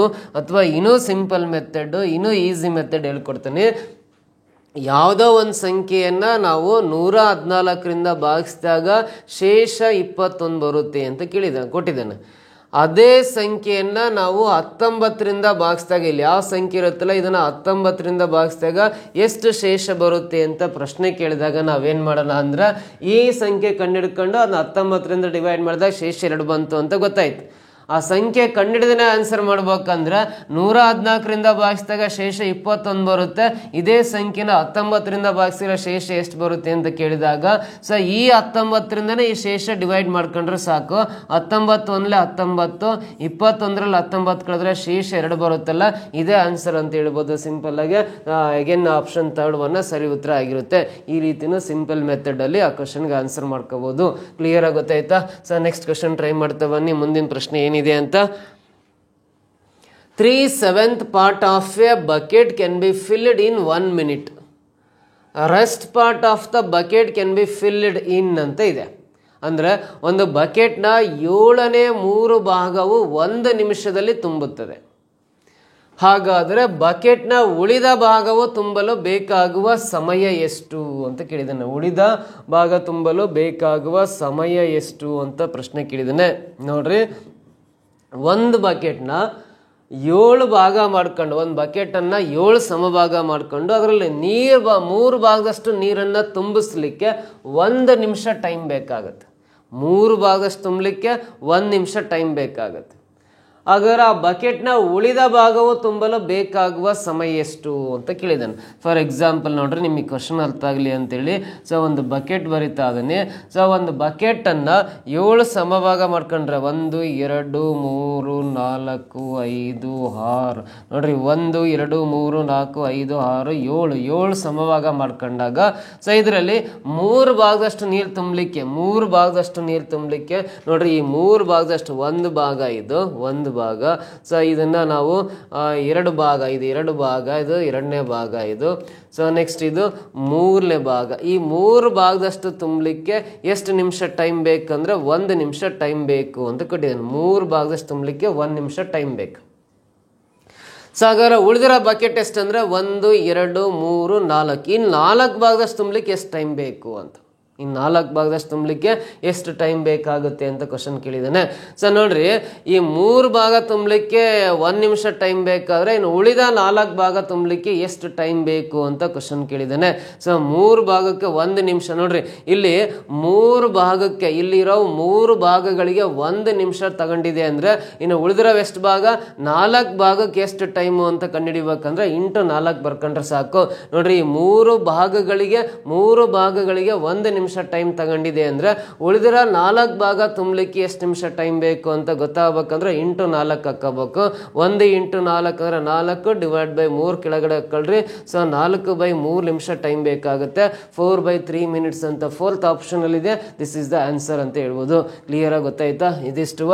ನೆಕ್ಸ್ಟ್ ಕ್ವಶನ್ ಬರೋಣ. A number when divided by 8, 12 and 15 gives always remainder 5. Then the number is ಅಂತ ಕ್ವಶನ್ ಇದೆ. ಒಂದು ಸಂಖ್ಯೆಯನ್ನು 8, 12, 15ರಿಂದ ಭಾಗಿಸಿದಾಗ ಶೇಷವು 5 ಉಳಿಯುತ್ತದೆ. ಹಾಗಾದ್ರೆ ಆ ಸಂಖ್ಯೆ ಯಾವುದು ಅಂತ ಕೇಳಿದ್ದಾನೆ. A number when divided by 8, 12 and 15 gives always remainder 5 then the number is ಅಂತ ಇದೆ. ನೋಡಿ, ಒಂದು ಸಂಖ್ಯೆನ 8ರಿಂದ 12ರಿಂದ 15ರಿಂದ ಭಾಗಿಸಿದಾಗ ಶೇಷ 5 ಉಳಿತಕ್ಕಂಥ ಸಂಖ್ಯೆ ಯಾವುದು ಅಂತ ಪ್ರಶ್ನೆ ಕೇಳಿದಾನಲ್ಲ. ಸೊ ಇಲ್ಲಿ ನೋಡ್ರಿ, ಈ ತರ ಕ್ವಶನ್ ಕೊಟ್ಟಾಗ ನಾವೇನ್ ಮಾಡೋಣ ಅಂದ್ರೆ 8, 12 ಮತ್ತು 15ಕ್ಕೆ ಲಾಸಹ LCM ಕಂಡಿಡ್ಕೊಳ್ಳೋಣ. ಲಾಸಹ ಕಂಡಿಡ್ಕೊಂಡ್ರೆ ಈ 8, 12 ನಾವು 2 ಸಂಖ್ಯೆ ಡಿವೈಡ್ ಆದ್ರೂ ಸಾಕು, ಡಿವಿಷನ್ ಮಾಡ್ಕೋಬೇಕು. ಇದು 4ರಿಂದ ಭಾಗಿಸೋಣ. 4 2 8, 4 3 12. ಇದು 8ರಿಂದ ಡಿವೈಡ್, 4ರಿಂದ ಡಿವೈಡ್ ಆಗಲ್ಲ, ಹಾಗೆ ಬರ್ಕೊಳ್ರಿ. ಈ 3, 15 ನಾವು 3ರಿಂದ ಭಾಗ ಆಗ್ತವೆ, 3ರಿಂದ ಭಾಗಿಸ್ರಿ. ಈ 2 ಹಾಗೆ ಇರಲಿ. 3 1 3, ಇದು 3 5 15. ಇಲ್ಲಿ ಯಾವ 2 ಸಂಖ್ಯೆಗಳು ಒಂದೇ ಸಂಖ್ಯೆಯಿಂದ ಡಿವೈಡ್ ಆಗಲ್ಲ, ಇಲ್ಲಿಗೆ ಸ್ಟಾಪ್ ಮಾಡಿ ಇವೆಲ್ಲ ಸಂಖ್ಯೆ ಬರ್ಕೊಂಡು ಗುಣಾಕಾರ ಮಾಡ್ರಿ. 5 1 5, 5 2 10, 10 × 3 30, 30 × 4 ಅಂದ್ರೆ 120 ಅನ್ನೋದು ಲಾಸಹ LCM ಬರ್ತಾ ಇದೆ. ಸೊ ಈ 120ರಿಂದ ನೋಡ್ರಿ, ನಾವು 8ರಿಂದ 12ರಿಂದ 15ರಿಂದ 3 ಸಂಖ್ಯೆಗಳಿಂದ ಭಾಗಿಸರ ಬದಲಾಗಿ ಒಂದೇ ಸಲ 120ರಿಂದ ಭಾಗಿಸಿದಾಗ ಶೇಷ 5 ಉಳಿತಕ್ಕಂಥ ಸಂಖ್ಯೆ ಇಲ್ಲಿ ಕೊಟ್ಟಿರೋ 4 ಆಪ್ಷನ್ಸಲ್ಲಿ ಯಾವುದು ಅಂತ ಕೇಳಿದ್ದಾನೆ. ಮೊದಲನೇ ಆಪ್ಷನಲ್ಲಿ 9505 ಇದೆಯಲ್ಲ, ಇದನ್ನು 120ರಿಂದ ಡಿವೈಡ್ ಮಾಡಿರಿ. 120ರಿಂದ 120 ಎಷ್ಟಲೇ ಅಂದರೆ 6 7 840 ಆಗುತ್ತೆ. ಇನ್ನು 0 5 4 ಕಳೆದ್ರೆ 1 110 ಉಳಿಯುತ್ತೆ. ಈ 5 ಕೆಳಗಿಳಿಸ್ಕೊಳ್ರಿ. 120 12 8 96 12 108 9 ಕಟ್ರಿ. 12 9 108 1080 ಆಗುತ್ತೆ. 120 ಇಂಟು 9 ಮಲ್ಟಿಪ್ಲೈ ಮಾಡಿದರೆ 120 ಇಂಟು 9 1080 ಬರುತ್ತೆ. ಶೇಷ ಇಲ್ಲಿ ಎಷ್ಟು ಬರುತ್ತೆ ಅಂದರೆ 25 ಉಳಿತಾ ಇದೆ. ಇಲ್ಲಿ ಶೇಷ 25 ಉಳಿತಾ ಇದೆ ಅಂದರೆ ಇದು ರಾಂಗ್ ಆನ್ಸರು. ಸೆಕೆಂಡ್ ಆಪ್ಷನಲ್ಲಿ ಬರೋಣ. ಸೆಕೆಂಡ್ ಆಪ್ಷನಲ್ಲಿ 9605 ಇದೆಯಲ್ಲ, ಇದನ್ನು 120ರಿಂದ ಡಿವೈಡ್ ಮಾಡೋಣ. 120ರಿಂದ ಭಾಗಿಸಿದಾಗ 128 ಅಥವಾ 80 12 8 96. ಈ 0 ಲಾಸ್ಟಿಗೆ ಬರ್ಕೊಂಡ್ರೆ ಡೈರೆಕ್ಟ್ 80 9600 ಬರಿಬೋದು. 120 ಇಂಟು 80 ಮಲ್ಟಿಪ್ಲೈ ಮಾಡಿದ್ರೆ 9600 ಆಗುತ್ತೆ. ಶೇಷ ಇಲ್ಲಿ 5 ಬರ್ತಾ ಇದೆ ಅಂದರೆ ಶೇಷ 5 ಬರ್ತಕ್ಕಂಥ ಸಂಖ್ಯೆ 9605. ಆಪ್ಷನ್ ಸೆಕೆಂಡ್ ಒನ್ನೇ ಕರೆಕ್ಟು. ನೀವು ಥರ್ಡ್ ಒನ್ನು ಫೋರ್ತ್ ಒನ್ನು ಮತ್ತೆ ಡಿವೈಡ್ ಮಾಡೋ ಅವಶ್ಯಕತೆ ಇಲ್ಲ. ಸೆಕೆಂಡ್ ಆಪ್ಷನ್ ಸರಿ ಉತ್ತರ ಆಗುತ್ತೆ. 120ರಿಂದ ಭಾಗಿಸಿದಾಗ ಶೇಷ 5 ಬರ್ತಕ್ಕಂಥ ಸಂಖ್ಯೆ ಸೆಕೆಂಡ್ ಆಪ್ಷನ್ ಸರಿ ಇರುತ್ತೆ. ಕ್ಲಿಯರಾ? ನೆಕ್ಸ್ಟ್ ಕ್ವಶನ್ ಟ್ರೈ ಮಾಡ್ತಾ ಬನ್ನಿ. A sum of money at simple interest doubles in 10 years. In how many years at the same rate it will be tripled ಅಂತ ಕೊಟ್ಟಿದ್ದಾನೆ. ಸರಳ ಬಡ್ಡಿಯ ದರದ ಪ್ರಕಾರ ಒಂದು ನಿರ್ದಿಷ್ಟ ಮೊಬಲಗು 10 ವರ್ಷಗಳಲ್ಲಿ ದ್ವಿಗುಣವಾಗುತ್ತದೆ. ನೋಡ್ರಿ, ಸರಳ ಬಡ್ಡಿಯ ದರದ ಪ್ರಕಾರ ಒಂದು ಯಾವುದೋ ಅಮೌಂಟ್ ಸಾಲ ತಗೊಂಡಿರೋದು ಅಥವಾ ಸಾಲ ಕೊಟ್ಟಿರೋ ಅಮೌಂಟು ಸರಳ ಬಡ್ಡಿಯ ದರದ ಪ್ರಕಾರ 10 ವರ್ಷಗಳಲ್ಲಿ ಡಬಲ್ ಆಗುತ್ತೆ ಅಂತ. ಸೊ ಎಷ್ಟು ವರ್ಷಗಳೇ ಅಷ್ಟೇ ಬಡ್ಡಿಯ ದರದ ಪ್ರಕಾರ 3ರಷ್ಟಾಗುತ್ತದೆ ಅಂತ. ಎಷ್ಟು ವರ್ಷಗಳಲ್ಲಿ ಅಷ್ಟೇ ಬಡ್ಡಿಯ ದರದ ಪ್ರಕಾರ 3ರಷ್ಟಾಗುತ್ತೆ ಅಂತ. ನೋಡ್ರಿ, ಡಬಲ್ ಆಗಲಿಕ್ಕೆ 10 ವರ್ಷ ಟೈಮ್ ಬೇಕು. ನಾವು ಕೊಟ್ಟಿರೋ ಅಮೌಂಟ್ ಅಂದರೆ ಸಾಲ ಕೊಟ್ಟಿರೋದು ಅಥವಾ ನಾವು ಸಾಲ ತಗೊಂಡ್ರೆ ಅಮೌಂಟ್ ಆಗಿರ್ಬೋದು, 10 ವರ್ಷಗಳಲ್ಲಿ ಡಬಲ್ ಆಗುತ್ತೆ ಅಂತ. ಸೊ ಹಾಗಾದ್ರೆ ಎಷ್ಟು ವರ್ಷಗಳಲ್ಲಿ 3 ಪಟ್ಟಾಗುತ್ತೆ ಅಂತ. 3ರಷ್ಟಾಗ್ಲಿಕ್ಕೆ ಎಷ್ಟು ವರ್ಷ ಬೇಕು ಅಂತ ಕ್ವಶನ್ ಕೇಳಿದ್ದಾನೆ. ಸೊ ನೋಡ್ರಿ, 10 ವರ್ಷಗಳಲ್ಲಿ ದ್ವಿಗುಣವಾಗುತ್ತೆ ಅಂದರೆ ಬಡ್ಡಿಯ ದರ ಎಷ್ಟಿರುತ್ತೆ ಅಂತ ಫಸ್ಟ್ ಬಡ್ಡಿಯ ದರ ಕಂಡುಹಿಡ್ಕೋಬೇಕು. ರೇಟ್ ಆಫ್ ಇಂಟ್ರೆಸ್ಟ್ ಫಸ್ಟ್ ಕಂಡುಕೊಳ್ಳೋಣ. ಯಾವ ಬಡ್ಡಿಯ ದರದ ಪ್ರಕಾರ ಅದು ದ್ವಿಗುಣವಾಗುತ್ತೆ ಅನ್ನೋದನ್ನ ಫಸ್ಟ್ ಕಂಡುಹಿಡ್ಕೊಳ್ಳೋಣ. ಯಾವ ಬಡ್ಡಿಯ ದರದ ಪ್ರಕಾರ ಅದು ಡಬಲ್ ಆಗುತ್ತೆ ಅಂತ ಕಂಡುಹಿಡ್ಕೊಳ್ಳೋಣ. ಇಲ್ಲಿ ದ್ವಿಗುಣ ಅಂತ ಕೊಟ್ಟಾಗ ದ್ವಿಗುಣ ಅಂದರೆ 2 ಅಂತ ಅರ್ಥ. ಸೊ ಅಲ್ಲಿ 2 ಇದೆ ಅಂದರೆ 2ರಲ್ಲಿ 1 ಕಡಿಮೆ ಮಾಡ್ರಿ 1 ಬರುತ್ತಲ್ಲ, ಹಾಗಾಗಿ ದ್ವಿಗುಣ ಅಂದರೆ 2 ಅಂತ ಅರ್ಥ. ಬಟ್ ಅದನ್ನ 100/t ಅಂತ ಬರ್ಕೊಂಡ್ರೆ ಸೊ ಯಾವ ಬಡ್ಡಿಯ ದರದ ಪ್ರಕಾರ 10 ವರ್ಷಗಳಲ್ಲಿ ಡಬಲ್ ಆಗುತ್ತೆ ಅಂತ ಸಿಗುತ್ತೆ, ಬಡ್ಡಿಯ ದರ ಸಿಗುತ್ತೆ. ಸೊ ಇಲ್ಲಿ 100 ಬರ್ಕೊಳ್ರಿ. ಟಿ ಅಂದರೆ ಟೈಮ್ ಪ್ರಶ್ನೆಯಲ್ಲಿ ಕೊಟ್ಟಿದ್ದಾನೆ. 10 ವರ್ಷಗಳಲ್ಲಿ ಡಬಲ್ ಆಗುತ್ತೆ ಅಂತ ಹೇಳಿದನಲ್ಲ, 10 ಕೆಳಗೆ ಬರ್ಕೊಳ್ರಿ. 10 1 10 10 100 ಕ್ಯಾನ್ಸಲ್ ಆಗಿ ಬಡ್ಡಿಯ ದರ 10% ಇರುತ್ತೆ. ಸೊ ನೋಡ್ರಿ, 10% ರೇಟ್ ಆಫ್ ಇಂಟ್ರೆಸ್ಟ್ ಪ್ರಕಾರ ಒಂದು ಅಮೌಂಟ್ 10 ವರ್ಷಕ್ಕೆ ಡಬಲ್ ಆಗುತ್ತೆ ಅಂತ ಅರ್ಥ. ಸೊ ಹಾಗಾದ್ರೆ ಅದೇ ಅಮೌಂಟು ಎಷ್ಟು ವರ್ಷಕ್ಕೆ ಅದೇ ಬಡ್ಡಿ ದರದ ಪ್ರಕಾರ 3 ಪಟ್ಟು ಆಗುತ್ತೆ ಅಂತ ಕೇಳಿದ್ದಾನೆ. ಇವಾಗ ಇಲ್ಲಿ ಟೈಮ್ ಕಂಡುಹಿಡಿಬೇಕು. ನೋಡ್ರಿ, ಟೈಮ್ ಕಂಡುಹಿಡಿಬೇಕಂದ್ರೆ ಇಲ್ಲಿ 3ರಷ್ಟು ಅಂತ ಕೊಟ್ಟಾಗ ನಾವು 200 ಬರಿಬೇಕು. ಡಬಲ್ ಅಂತ ಕೊಟ್ಟಾಗ 100, 3 ಪಟ್ಟು ಅಂದರೆ 200 ಬರ್ಕೊಂಡು. ಸೊ ಇಲ್ಲಿ ಟಿ ಬೇಕಾದಾಗ ಕೆಳಗಡೆ 6 ಇರುತ್ತೆ, 6 ಬೇಕಾದಾಗ ಕೆಳಗಡೆ ಟಿ ಇರುತ್ತೆ ಅಷ್ಟೇ. ಇವೆರಡು ಇಂಟರ್ಚೇಂಜ್ ಆಗ್ತವೆ. ಸೊ ಇವಾಗ ಎಷ್ಟು ವರ್ಷಕ್ಕೆ 3 ಪಟ್ಟು ಆಗುತ್ತೆ ಅಂತ ಕಂಡುಹಿಡಿಬೇಕಾದ್ರೆ 200 ಮೇಲುಗಡೆ ಬರ್ಕೊಳ್ರಿ. 6 ಅಂದರೆ ರೇಟ್ ಆಫ್ ಇಂಟ್ರೆಸ್ಟ್ ಈಗ ಕಂಡುಹಿಡ್ಕೊಂಡಿದ್ವಿ, 10% ಹಾಕೊಂಡು. ಸೊ 10 2 20 0 ಪಕ್ಕ ಬರ್ಕೊಂಡ್ರೆ ಸೊ ಅದು 3 ಪಟ್ಟು ಆಗಲಿಕ್ಕೆ ಎಷ್ಟು ವರ್ಷ ಟೈಮ್ ಬೇಕು ಅಂದರೆ 20 ವರ್ಷ ಟೈಮ್ ಬೇಕು ಅಂತ ಅರ್ಥ. 20 ಇಯರ್ಸ್ ಬೇಕಾಯಿತು. 20 ಇಯರ್ಸ್ ಅನ್ನೋದು ಆಪ್ಷನ್ ಥರ್ಡ್ ಒನ್ನಲ್ಲಿದೆ. This is the exact answer ಅಂತ ಕರಿತೀವಿ. ಕ್ಲಿಯರ್ ಅರ್ಥ ಆಯ್ತಾ? ಕ್ವಶನ್ ಆಪ್ಷನ್ ಸೊಲ್ಯೂಷನ್ ನಾವು ನೀಟಾಗಿ ಬರ್ಕೊಂಡು ನೆಕ್ಸ್ಟ್ ಕ್ವಶನ್ ಟ್ರೈ ಮಾಡ್ತಾ ಬನ್ನಿ. ಮುಂದಿನ ಪ್ರಶ್ನೆ, find the smallest number such that if it is added to sum of squares of 9 and 10 then the complete square is obtained ಅಂತ ಇದೆ. ಯಾವ ಕನಿಷ್ಠ ಸಂಖ್ಯೆಯನ್ನು 9 ಮತ್ತು 10ರ ವರ್ಗಗಳ ಮೊತ್ತಕ್ಕೆ ಕೂಡಿದಾಗ ಮೊತ್ತವು ಪೂರ್ಣ ವರ್ಗ ಸಂಖ್ಯೆಯಾಗುತ್ತದೆ ಅಂತ ಪ್ರಶ್ನೆ ಕೇಳಿದ್ದಾನೆ. Simple question. ಫಸ್ಟ್ ಕ್ವಶನ್ ಅರ್ಥ ಆಗಬೇಕು. ಪ್ರಶ್ನೆ ಅರ್ಥ ಆದರೆ ಆನ್ಸರ್ ಮಾಡೋದಂತೂ ಕಷ್ಟ ಅಲ್ಲ, ಸುಲಭ ಇದೆ. ಸೊ ಇಲ್ಲಿ 9 ಮತ್ತು 10ರ ವರ್ಗಗಳು ಅಂತಿದೆ. 9 ಮತ್ತು 10ಗೆ ಸ್ಕ್ವೇರ್ಸ್ ಮಾಡ್ತಾ ಬರಲ್ಲ. 9 ಸ್ಕ್ವೇರು ಪ್ಲಸ್ 10 ಸ್ಕ್ವೇರ್. 9 ಸ್ಕ್ವೇರ್ ಅಂದರೆ 81 ಬರುತ್ತೆ, 10 ಸ್ಕ್ವೇರ್ ಅಂದರೆ 100 ಬರುತ್ತೆ. ಈ 100 + 81 ಕೂಡಿದಾಗ 181 ಆಗುತ್ತೆ. ಈ 181ಕ್ಕೆ ಯಾವ ಕನಿಷ್ಠ ಸಂಖ್ಯೆಯನ್ನು ಕೂಡಿದಾಗ ಬರೋ ಸಂಖ್ಯೆ ಪೂರ್ಣ ವರ್ಗ ಸಂಖ್ಯೆಯಾಗುತ್ತೆ ಅಂತ ಪ್ರಶ್ನೆ ಕೇಳಿದ್ದಾನೆ. ಈ 181ಗೆ ನೀವು ಯಾವ ಸಂಖ್ಯೆಯನ್ನು ಕೂಡಿದಾಗ ಬರ್ತಕ್ಕಂಥ ಸಂಖ್ಯೆ ಪೂರ್ಣ ವರ್ಗ ಸಂಖ್ಯೆ ಆಗಿರುತ್ತೆ ಅಂತ ಪ್ರಶ್ನೆ ಕೇಳಿದ್ದಾನೆ. ಸೊ ಇಲ್ಲಿ ನೋಡ್ರಿ, 181 ನಂತರ ಬರೋ ಕಂಪ್ಲೀಟ್ ಸ್ಕ್ವೇರ್ ನಂಬರ್ ಯಾವುದಂದ್ರೆ, ಫಾರ್ ಎಕ್ಸಾಂಪಲ್ ನೋಡ್ರಿ 14 ಸ್ಕ್ವೇರ್ ಆಗುತ್ತೆ. 14 ಸ್ಕ್ವೇರ್ ವ್ಯಾಲ್ಯೂ ಎಷ್ಟು? 196 ಆಗುತ್ತೆ, 196 ಆಗುತ್ತೆ. ಅಂದರೆ 181ರ ನಂತರ ಸಿಗ್ತಕ್ಕಂಥ ಪೂರ್ಣ ವರ್ಗ ಸಂಖ್ಯೆ ಯಾವುದು ಅಂದರೆ 14 ಸ್ಕ್ವೇರ್ ವ್ಯಾಲ್ಯೂ 196. ಈ 181 ಇರೋದು ಈ 196 ಆದ್ರೆ ಮಾತ್ರ, ಈ 181 ಇರೋದು 196 ಆದ್ರೆ ಮಾತ್ರ ಅದು ಪೂರ್ಣ ವರ್ಗ ಸಂಖ್ಯೆ ಆಗಿರುತ್ತೆ. ಈ 181 ಅನ್ನೋದು 196 ಆಗ್ಬೇಕಂದ್ರೆ ಈ 189ಕ್ಕೆ ಎಷ್ಟನ್ನ ಕೂಡ್ಬೇಕಾಗುತ್ತೆ? ಈ 15ನ್ನ ಕೂಡ್ಬೇಕಾಗುತ್ತೆ. 181 + 15 ಅಂದ್ರೆ 196 ಆಗುತ್ತೆ. ಅವಾಗ ಆ ಸಂಖ್ಯೆ ಪೂರ್ಣ ವರ್ಗ ಸಂಖ್ಯೆ ಆಗುತ್ತೆ. ಈ 181 ಅನ್ನೋದು ಪೂರ್ಣ ವರ್ಗ ಸಂಖ್ಯೆ ಆಗ್ಬೇಕಂದ್ರೆ ಯಾವ ಕನಿಷ್ಠ ಸಂಖ್ಯೆಯನ್ನು ಕೂಡ್ಬೇಕಂದ್ರೆ ಇಲ್ಲಿ 15ನ್ನ ಕೂಡ್ಬೇಕಾಗಿ ಬಂತು. 15 ಅನ್ನೋದು 4th ಆಪ್ಷನ್ ಅಲ್ಲಿ ಇದೆ. ಇದು ಸರಿ ಉತ್ತರ ಆಗಿರುತ್ತೆ. ಕ್ಲಿಯರ್ ಅರ್ಥ ಆಯ್ತಾ? ಈ ರೀತಿ ಸಿಂಪಲ್ ಆಗಿ ಈ ಕ್ವಶನ್ಗೆ ಆನ್ಸರ್ ಮಾಡ್ಬೋದು. ನೆಕ್ಸ್ಟ್ ಕ್ವಶನ್ ಬರೋಣ. ಸೊ ಇಲ್ಲಿ ಸಿಂಪ್ಲಿಫಿಕೇಶನ್ ಇದೆ ನೋಡ್ರಿ. ಇದನ್ನ ಸಿಂಪ್ಲಿಫೈ ಮಾಡಿದ್ರೆ ಇದರ ಬೆಲೆ ಎಷ್ಟು ಬರುತ್ತೆ ಅಂತ ಕೇಳಿದಾನೆ. ಇಲ್ಲಿ ಬ್ರಾಕೆಟ್ಸ್ಗಳು ಇದಾವೆ. ಮೊದಲು ಇಲ್ಲಿ ಬಿಗ್ ಬ್ರಾಕೆಟ್ ಇದೆ, ಅದಾದ್ಮೇಲೆ ಫ್ಲವರ್ ಬ್ರಾಕೆಟ್ ಇದೆ, ಅದ್ರ ಒಳಗಡೆ ಕವರ್ ಬ್ರಾಕೆಟ್ ಇದೆ. ಅಂದ್ರೆ ಫಸ್ಟ್ ಈ ಒಳಗಿನ ಬ್ರಾಕೆಟ್ ಅನ್ನ ರಿಮೂವ್ ಮಾಡ್ಕೋಬೇಕು. 2 - ಅರ್ಧ ಅಂತಿದೆ. 2ರಲ್ಲಿ ಅರ್ಧ ಅಂದ್ರೆ ನೋಡ್ರಿ, 2ರಲ್ಲಿ ಅರ್ಧ ಮೈನಸ್ ಮಾಡ್ರಿ 1/2 ಉಳಿಯುತ್ತೆ.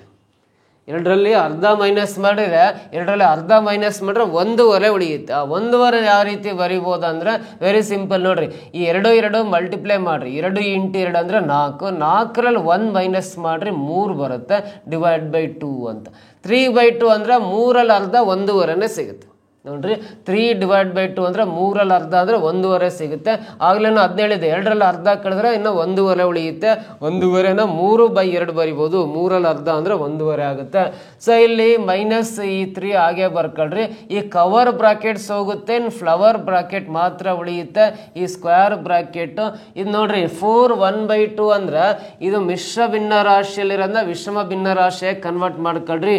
2 4 8, 8ಕ್ಕೆ 1 ಕೂಡಿದ್ರೆ 9/2 ಆಗಿರುತ್ತೆ. ಸೊ ಈ ಸ್ಕ್ವೇರ್ ಬ್ರಾಕೆಟ್ ಹಾಕೊಂಡು ಇಲ್ಲಿ ಮೈನಸ್ ಬರ್ಕೊಂಡು ಇದು ಕೂಡ ಮಿಶ್ರ ಭಿನ್ನ ರಾಶಿಯಲ್ಲಿದೆ, ವಿಷಮ ಭಿನ್ನ ರಾಶಿಯಾಗಿ ಕನ್ವರ್ಟ್ ಮಾಡ್ಕೊಳ್ರಿ. 13 2 26, 26ಕ್ಕೆ 1 ಕೂಡಿದ್ರೆ 27/2 ಬರುತ್ತೆ, 27/2 ಬರುತ್ತೆ. ಸೊ ಇವಾಗ ನೋಡ್ರಿ ಸಿಂಪ್ಲಿಫೈ ಮಾಡ್ರಿ. ಇಲ್ಲಿ ಒಳಗಡೆ ಇರೋ ಫ್ಲವರ್ ಬ್ರಾಕೆಟ್ ಒಳಗಿರೋದು 2 3 6, 2 3 6, 6 - 3 ಅಂದ್ರೆ ಮತ್ತು 3/2 ಉಳಿಯುತ್ತೆ. ಸೊ ಇವಾಗ ಈ ಫ್ಲವರ್ ಬ್ರಾಕೆಟ್ ಹಾಕೋ ಅವಶ್ಯಕತೆ ಇಲ್ಲ. 9/2 ಮೈನಸ್ ಬರ್ಕೊಂಡು ಈ ಸ್ಕ್ವೇರ್ ಬ್ರಾಕೆಟ್ ಮಾತ್ರ ಬರ್ಕೊಳ್ರಿ, -27/2 ಇದೆ. ಸೊ ಇವಾಗ 27/2 ಬರೆಯೋಣ. ಮೈನಸ್ ಇಂದ ಮಲ್ಟಿಪ್ಲೈ ಮಾಡ್ರಿ 9/2 ಬರುತ್ತೆ. ಮೈನಸ್ ಇಂಟು ಮೈನಸ್ ಪ್ಲಸ್ 3/2 ಆಗುತ್ತೆ. ಇಲ್ಲಿ ಡಿನಾಮಿನೇಟರ್ 2 2 2 ಸೇಮ್ ಇದೆ ಅಂದ್ರೆ 2 ಕಾಮನ್, ಒಂದೇ 2 ಬರ್ಕೊಂಬಿಡೋಣ. ಇಲ್ಲಿ 27 - 9 ಅಂದ್ರೆ ನೋಡ್ರಿ 27ರ 9 ಕಳೆದ್ರೆ 18 ಬರುತ್ತೆ. 18 + 3 ಅಂದ್ರೆ 21 ಬರುತ್ತೆ. ಸೊ ಆನ್ಸರು 21/2 ಬರುತ್ತೆ. 2ರಿಂದ 21 ಡಿವೈಡ್ ಮಾಡ್ರಿ 10/2 ಆಗುತ್ತೆ. ಇದು 21ರ ಅರ್ಧ ಅಂದ್ರೆ 10/2 ಬರುತ್ತೆ. 21ಲ್ಲಿ ಹಾಫ್ ಅಂದ್ರೆ 10/2 ಆಗುತ್ತೆ. 10 1/2 ಅಂತ ಬರಿಬೋದು. ಸೆಕೆಂಡ್ ಆಪ್ಷನ್ ಅಲ್ಲಿ ಇದೆ ನೋಡ್ರಿ, ಇದೇ ಸರಿ ಉತ್ತರ ಆಗುತ್ತೆ. 10 1/2 ಅಂತ ಸೆಕೆಂಡ್ ಆಪ್ಷನ್ ಅಲ್ಲಿ ಇದೆಯಲ್ಲ ಅದೇ ಸರಿ ಉತ್ತರ ಅಂತ ಬರಿಬೋದು. ಅಥವಾ ಇನ್ನೊಂದು ಮೆಥಡಲ್ಲಿ ಆನ್ಸರ್ ಮಾಡೋದು ಹೇಳ್ಕೊಡ್ತೀನಿ. 13 1/2 ಹಾಗೆ ಇರಲಿ. ಸೊ ಇಲ್ಲಿ ಈ ಮೈನಸ್ ಇಂದ ಮಲ್ಟಿಪ್ಲೈ ಮಾಡಿದ್ರೆ 4 1/2 ಹಾಗೆ ಬರುತ್ತೆ, 4 1/2. ಸೊ ನೆಕ್ಸ್ಟ್ ಈ ಮೈನಸ್ ಇಂಟು ಮೈನಸ್ ಅಂದ್ರೆ ಪ್ಲಸ್ ಆಗುತ್ತೆ, ಇಲ್ಲಿ ಪ್ಲಸ್ ಆಗುತ್ತೆ, ಇಲ್ಲಿ +3 ಹಾಗೆ ಬರ್ಕಂತ ಅದನ್ನ +3 ಬರ್ಕೊಂಡು. ಸೊ ಇಲ್ಲಿ 2ರಲ್ಲಿ ಅರ್ಧ ಕಳೆದ್ರೆ 1/2 ಉಳಿಯುತ್ತೆ. ಸೊ ಇಲ್ಲಿ ಮೈನಸ್ ಏನಾಗುತ್ತೆ ಅಂದರೆ 1/2 ಅಂದರೆ ಚಿಹ್ನೆಗಳನ್ನು ಆಮೇಲೆ ಬರೆಯೋಣಂತೆ. ಸೊ ಚಿಹ್ನೆಗಳನ್ನು ಇಲ್ಲಿ ಬಿಟ್ಕೊಂಡು ಹಾಗೆ ಬರಿತಾ ಹೋಗೋಣ, ಬ್ರಾಕೆಟ್ಸ್ಗಳು ಆಗ್ತಾ ಹೋಗೋಣ, ಒಂದೊಂದೇ ರಿಮೂವ್ ಮಾಡ್ತಾ ಬರೋಲ್ಲ. ಸೊ ಈ ಸ್ಕ್ವೇರ್ ಬ್ರಾಕೆಟ್ ಹಾಕ್ಕೊಂಡು 4/2ನ ಹಾಗೆ ಬರೆಯೋಣ. ಸೊ ಮೈನಸ್ ಇಲ್ಲಿ ಈ ಫ್ಲವರ್ ಬ್ರಾಕೆಟ್ ಒಳಗಡೆ 3 ಇದೆ, ಮೈನಸ್ ಇಲ್ಲಿ 2ರಲ್ಲಿ 1/2 ಕಳೆದ್ರೆ ಇನ್ನು 1/2 ಉಳಿಯುತ್ತೆ, 1/2 ಉಳಿಯುತ್ತೆ. ಸೊ ಇವಾಗ ಕವರ್ ಬ್ರಾಕೆಟ್ ಹೋಗಿ ಫ್ಲವರ್ ಬ್ರಾಕೆಟ್ ಉಳಿಯಿತು. ಸೊ ನೆಕ್ಸ್ಟ್ ಸ್ಟೆಪ್ಪಲ್ಲಿ ನೋಡ್ರಿ, ಈ 13/2 ಹಾಗೇ ಇರಲಿ, ಮೈನಸ್ ಈ 4/2 ಕೂಡ ಹಾಗೇ ಇರಲಿ. ಇಲ್ಲಿ ಮೈನಸ್ ಹಾಕ್ರಿ, 3ರಲ್ಲಿ 1/2 ಕಳೆದ್ರೆ ಇನ್ನು 1/2 ಉಳಿಯುತ್ತೆ, 3ರಲ್ಲಿ 1/2 ಕಳೆದ್ರೆ ಇನ್ನು 1/2 ಉಳಿಯುತ್ತೆ. ನೆಕ್ಸ್ಟ್ ಈ 13/2 ಹಾಗೇ ಇರಲಿ, ಮೈನಸ್ ಆಗೇ ಇರಲಿ, 4/2ಯಲ್ಲಿ 1/2 ಕಳೆದ್ರೆ ಇನ್ನು 3 ಉಳಿಯುತ್ತೆ, 3 ಬರಿತೀನಿ. 13/2ಯಲ್ಲಿ 3 ಕಳೆದ್ರೆ ಇನ್ನು 10/2 ಉಳಿಯುತ್ತೆ, 13/2ಯಲ್ಲಿ 3 ಕಳೆದ್ರೆ ಇನ್ನು 10/2 ಉಳಿಯುತ್ತೆ. Final answer 10/2. ಇಲ್ಲೂ ಕೂಡ 10/2 ಬಂದಿತ್ತು. Second option correct. ಕ್ಲಿಯರ್ ಗೊತ್ತಾಯ್ತಾ? ಈ ರೀತಿನ ಅದನ್ನ ಲೆಕ್ಕ ಮಾಡ್ತಾ ಹೋಗ್ಬೋದು. ನೆಕ್ಸ್ಟ್ ಕ್ವಶನ್ ಬನ್ನಿ, ಆನ್ಸರ್ ಮಾಡೋ ವಿಧಾನ ಹೇಳ್ಕೊಡ್ತೀನಿ. ಅವರೇಜ್ ಆಫ್ 8 numbers ಈಸ್ 12 ಅಂತ ಇದೆ. ಅವರೇಜ್ ಆಫ್ 8 numbers ಈಸ್ 12 ಅಂತ ಇದೆ. If each number is increased by 2, then the average of new numbers is ಅಂತ ಕೊಟ್ಟಿದ್ದಾನೆ. 8 ಸಂಖ್ಯೆಗಳ ಸರಾಸರಿಯು 12 ಆಗುತ್ತದೆ. ಪ್ರತಿಯೊಂದು ಸಂಖ್ಯೆಯನ್ನು 2ರಿಂದ ಹೆಚ್ಚಿಸಿದಾಗ ಬರುವ ಹೊಸ ಸರಾಸರಿ ನೋಡ್ರಿ, 8 ಸಂಖ್ಯೆಗಳಿದಾವೆ, 8 ಸಂಖ್ಯೆಗಳಿಗೆ ಸರಾಸರಿ 12 ಬಂದಿದೆ. 8 ಸಂಖ್ಯೆಗಳಿಗೆ ಸರಾಸರಿ ಅವರೇಜ್ 12 ಬಂದಿದೆ ಅಂದ್ರೆ ಆ 8 ಸಂಖ್ಯೆಗಳಿಗೆ ಪ್ರತಿಯೊಂದು ಸಂಖ್ಯೆಗೆ 2ಅನ್ನ ಕೂಡಿಸ್ತಾ ಹೋದ್ರೆ, ಹೆಚ್ಚಿಗೆ ಮಾಡ್ತಾ ಹೋದ್ರೆ ಬರೋ ಹೊಸ ಸಂಖ್ಯೆಗಳ ಸರಾಸರಿ ಎಷ್ಟು ಬರುತ್ತೆ ಅಂದ್ರೆ ಈ ಸರಾಸರಿಗೆ 2ಅನ್ನ ಕೂಡ್ಬಿಡ್ರಿ, ಆ ಹೊಸ ಸಂಖ್ಯೆಗಳ ಸರಾಸರಿ 14 ಅಂತ ಡೈರೆಕ್ಟ್ ಆಗಿ ಹೇಳ್ಬೋದು. So option 4th correct answer ಆಗುತ್ತೆ. ಕ್ಲಿಯರ್? ಇಷ್ಟೇ ಮಾಡ್ಕೊಂಡ್ರೆ ಸಾಕು, ಬಹಳ ಕ್ಯಾಲ್ಕುಲೇಷನ್ ಅವಶ್ಯಕತೆನೇ ಇಲ್ಲ ಈ ಪ್ರಶ್ನೆಗೆ. ನೆಕ್ಸ್ಟ್ ಕ್ವಶನ್ ಟ್ರೈ ಮಾಡ್ರಿ. A certain number of men can do a work in 60 days. If there were 8 men less, it would be finished in 10 days more. Number of men are initially ಅಂತ question ಕೇಳಿದಂಗೆ ನೋಡ್ರಿ, ಕೆಲವು ಪುರುಷರು ಒಂದು ಕೆಲಸವನ್ನು 60 ದಿನಗಳಲ್ಲಿ ಮಾಡುತ್ತಾರೆ. ಒಂದು ವೇಳೆ 8 ಪುರುಷರು ಕಡಿಮೆ ಆದರೆ ಆ ಕೆಲಸವು ಮುಗಿಯಲು 10 ದಿನಗಳು ಹೆಚ್ಚು ಬೇಕಾಗುತ್ತದೆ. ಆರಂಭದಲ್ಲಿದ್ದ ಪುರುಷರ ಸಂಖ್ಯೆ ಎಷ್ಟು ಅಂತ ಪ್ರಶ್ನೆ ಕೇಳಿದ್ದಾನೆ. ಸೊ ಕೆಲವು ಪುರುಷರು ಅಥವಾ ಜನರು ಅಂತ ಕರಿಬೋದು. ಕೆಲವು ಪುರುಷರು ಒಂದು ಕೆಲಸವನ್ನ ಎಷ್ಟು ದಿನಗಳಲ್ಲಿ ಮಾಡ್ತಾರೆ ಅಂದ್ರೆ ಇಲ್ಲಿ 2 ಪರಿಮಾಣಗಳಿದಾವೆ, ಪುರುಷರ ಸಂಖ್ಯೆ ಮತ್ತು ದಿನಗಳ ಸಂಖ್ಯೆ. Number of men, number of days ಅಂತ 2 ಪ್ಯಾರಾಮೀಟರ್ಸ್ ಕೊಟ್ಟಿರೋದ್ರಿಂದ ಕೆಲವು ಪುರುಷರು ಸ್ಟಾರ್ಟಿಂಗ್ ಎಷ್ಟು ಜನ ಪುರುಷರು ಗೊತ್ತಿಲ್ಲ, ಎಕ್ಸ್ ಬರೀತಾರೆ. ಆರಂಭದಲ್ಲಿ ಎಷ್ಟು ಜನ ಪುರುಷರಿದ್ದಾರೋ ನಮಗೆ ಗೊತ್ತಿಲ್ಲ, ಎಕ್ಸ್ ಅಂತ ಬರ್ಕೊಂಡಿನಿ.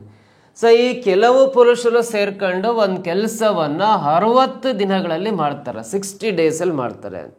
ಎಕ್ಸ್ ಅಂದರೆ ಗೊತ್ತಿಲ್ಲ, ಕೆಲವು ಜನರು ಅಥವಾ ಕೆಲವು ಪುರುಷರು ಆ ಒಂದು ಕೆಲಸ ಮಾಡಲಿಕ್ಕೆ 60 ದಿನಗಳು ಬೇಕು. ಒಂದು ವೇಳೆ 8 ಪುರುಷರು ಕಡಿಮೆಯಾದರೆ ಅಂತಿದೆ. ಇಲ್ಲಿ ಎಷ್ಟು ಪುರುಷರಿದ್ರಲ್ಲ ಇದಕ್ಕಿಂತ 8 ಜನ ಕಡಿಮೆಯಾದರೆ ಎಕ್ಸ್ ಮೈನಸ್ 8 ಅಂತ ಬರ್ಕೋಬೇಕು. ಇಲ್ಲಿ ಪುರುಷರ ಸಂಖ್ಯೆ ಎಷ್ಟಿರ್ತಲ್ಲ ಅಲ್ಲಿ 8 ಜನ ಕಡಿಮೆ ಆದರೆ -8 ಅಂತ ಬರ್ಕೋಬೇಕು. 8 ಜನ ಕಡಿಮೆ ಆದರೆ ಕೆಲಸ ಮುಗಿಲಿಕ್ಕೆ 10 ದಿನ ಹೆಚ್ಚು ಬೇಕಾಗುತ್ತೆ ಅಂತ. 10 ದಿನ ಹೆಚ್ಚು ಬೇಕಾಗುತ್ತೆ ಅಂದ್ರೆ 60 ದಿನದಲ್ಲಿ ಮುಗಿಯೋ ಕೆಲಸ 10 ದಿನ ಹೆಚ್ಚು ಅಂದರೆ 70 ದಿನದಲ್ಲಿ ಮುಗಿಯುತ್ತೆ ಅಂತ ಅರ್ಥ.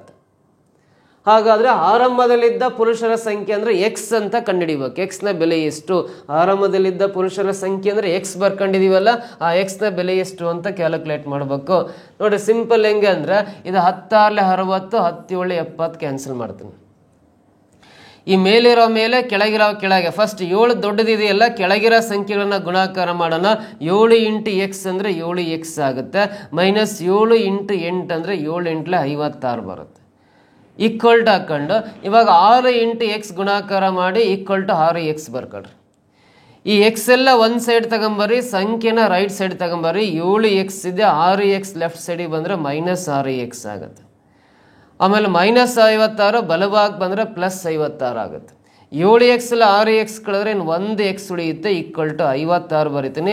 x ಈಕ್ವಲ್ ಟು 56 ಅಂದರೆ ಆರಂಭದಲ್ಲಿದ್ದ ಪುರುಷರ ಸಂಖ್ಯೆ 56 ಜನ ಅಂತ, ಇಲ್ಲ 56 ಮೆನ್ ಅಂತ ಥರ್ಡ್ ಆಪ್ಷನಲ್ಲಿ ಇದೆಯಲ್ಲ, ಇದು ಸರಿ ಉತ್ತರ ಆಗಿರುತ್ತೆ. ಕ್ಲಿಯರಾಗಿ ಗೊತ್ತಾಯ್ತಾ? ಈ ರೀತಿ ಈ ಕ್ವಶನ್ಗೆ ಆನ್ಸರ್ ಮಾಡ್ಬೋದು.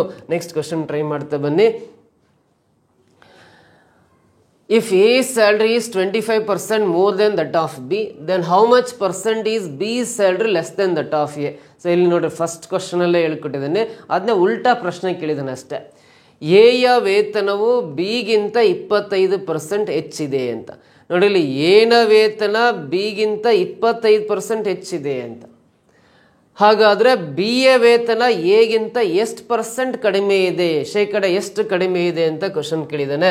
ನೋಡ್ರಿ, ಎನ ಇನ್ಕಮ್ಮು ಬಿಗಿಂತ 25% ಹೆಚ್ಚಿದೆ ಅಂದರೆ ಬಿನ ಇನ್ಕಮ್ಮು ಎಗಿಂತ ಎಷ್ಟು ಪರ್ಸೆಂಟ್ ಕಡಿಮೆ ಇದೆ ಅಂದರೆ 25% ಕಡಿಮೆ ಅಂತ ಆನ್ಸರ್ ಹಾಕ್ಬಿಟ್ರಿ. ಫೋರ್ತ್ ಆಪ್ಷನ್ ಅಂದರೆ ಅದು ರಾಂಗ್ ಆನ್ಸರು. ಯಾಕಂದರೆ ಪರ್ಸೆಂಟೇಜ್ ಕಂಪ್ಯಾರಿಸನ್ ಸೇಮ್ ಇರಲ್ಲ. ಇಲ್ಲಿ ಹೆಚ್ಚಿರೋದು ಕೊಟ್ಟಿದ್ದಾನೆ, ನಾವು ಕಡಿಮೆ ಇರೋದು ಕಂಡುಹಿಡಿಬೇಕು. ಎನ ವೇತನ ಬಿಗಿಂತ 25% ಹೆಚ್ಚಾದ್ರೆ ಬಿನ ವೇತನ ಎಗಿಂತ ಎಷ್ಟು ಪರ್ಸೆಂಟ್ ಕಡಿಮೆ ಅಂತ ಕಂಡುಹಿಡಿಬೇಕು. ಸೊ 25%ನ ನಾವು ಕಾಲ್ ಭಾಗ ಅಂತ ಬರಿತೀವಿ, 1/4 ಅಂತ ಬರಿತೀವಿ. 25% ಈಸ್ ನಥಿಂಗ್ ಬಟ್ 1/4 ಆಗುತ್ತೆ. ಬಿಯ ವೇತನ ಎಗಿಂತ ಎಷ್ಟು ಪರ್ಸೆಂಟ್ ಕಡಿಮೆ ಅಂತ ಕಂಡುಹಿಡಿಬೇಕಂದ್ರೆ ಈ ಮೇಲಿರೋ ನ್ಯೂಮರೇಟರ್ ಹಾಗೆ ಬರಿಬೇಕು, ಅಂಶನ. ಕಡಿಮೆ ಇರೋದು ಕಂಡುಹಿಡಿಬೇಕಂದ್ರೆ ಇವೆರಡು ಕೂಡಿಸಿ ಬರಿಬೇಕು. 4 + 1 5 ಆಗುತ್ತೆ. ಹಿಂದಿನ ಪ್ರಶ್ನೆಯಲ್ಲಿ ನೋಡ್ರಿ, ಫಸ್ಟ್ ಕ್ವಶನಲ್ಲಿ ಅದು ಚೇಂಜ್ ಆಗಿದೆ. ಅಲ್ಲಿ ಕಡಿಮೆ ಇರೋದು ಕೊಟ್ಟು ಹೆಚ್ಚಿರೋದು ಕಂಡುಹಿಡಿಬೇಕಾಯ್ತು. ಇಲ್ಲಿ ಹೆಚ್ಚಿರೋದು ಕೊಟ್ಟು ಕಡಿಮೆ ಇರೋದು ಕಂಡುಹಿಡಿಬೇಕಂದ್ರೆ ಇವೆರಡನ್ನ ಕೂಡಿ ಕೆಳಗೆ ಬರ್ಕೋಬೇಕು. 4 + 1 5 ಆಗುತ್ತೆ. ಇಂಟು 100 ಹಾಕ್ಕೊಳ್ರಿ, ಇದು ಶೇಕಡ ರೂಪಕ್ಕೆ ಕನ್ವರ್ಟ್ ಆಗುತ್ತೆ ಪರ್ಸೆಂಟೇಜ್ಗೆ. 5 2 10 0 ಪಕ್ಕ ಬರೆಯೋಣ. 1 × 20 ಅಂದರೆ 20% ಬರುತ್ತಲ್ಲ. ಬಿಯ ವೇತನ ಎಗಿಂತ 20% ಕಡಿಮೆ ಇರುತ್ತೆ ಅಂತ ಹೇಳ್ಬೋದು. ಸೊ ಆಪ್ಷನ್ ಫಸ್ಟ್ ಒನ್ನಲ್ಲಿ ಇದೆಯಲ್ಲ, ಇದು ಆನ್ಸರ್ ಆಗುತ್ತೆ. ಎನ ವೇತನ ಎಗಿಂತ 25% ಹೆಚ್ಚಿರೋದಾದ್ರೆ ಬಿಯ ವೇತನ ಎಗಿಂತ 20% ಕಡಿಮೆ ಅಂತ ಹೇಳ್ಬೋದು. ಆಪ್ಷನ್ ಫಸ್ಟ್ ಒನ್ನಲ್ಲಿ ಇದೆಯಲ್ಲ, ದಟ್ ಈಸ್ ದ ಆನ್ಸರ್ ಅಂತ ಕರಿತೀವಿ. Coming to the next question ಬರೋಣ. The mean age of 5 children of a family is 14 years. If 4 of them are 8, 13, 15, 18 years respectively, then the age of the 5th child is ಅಂತ ಕೊಟ್ಟಿದ್ದಾನೆ. ನೋಡ್ರಿ, ಒಂದು ಕುಟುಂಬದಲ್ಲಿ 5 ಮಕ್ಕಳ ಸರಾಸರಿ ವಯಸ್ಸು 14 ವರ್ಷಗಳು ಅಂತ ಕೊಟ್ಟಿದ್ದಾನೆ. ನೋಡ್ರಿ, ಒಂದು ಕುಟುಂಬದಲ್ಲಿ 5 ಜನ ಮಕ್ಕಳಿದ್ದಾರೆ. 5 ಜನ ಮಕ್ಕಳ ಸರಾಸರಿ ವಯಸ್ಸನ್ನು ಕಂಡುಹಿಡಿದಿದ್ದಾರೆ. ಹೆಂಗೆ ಕಂಡುಹಿಡಿದಾರೆ ಅಂದರೆ ಪ್ರತಿಯೊಬ್ಬರ ವಯಸ್ಸುಗಳನ್ನು ಕೂಡಿ, 5 ಜನರ ವಯಸ್ಸುಗಳನ್ನು ಕೂಡಿ 5ರಿಂದ ಡಿವೈಡ್ ಮಾಡಿದಾಗ, ಭಾಗಿಸಿದಾಗ ಸರಾಸರಿ ವಯಸ್ಸು 14 ಬರ್ತಾ ಇದೆ.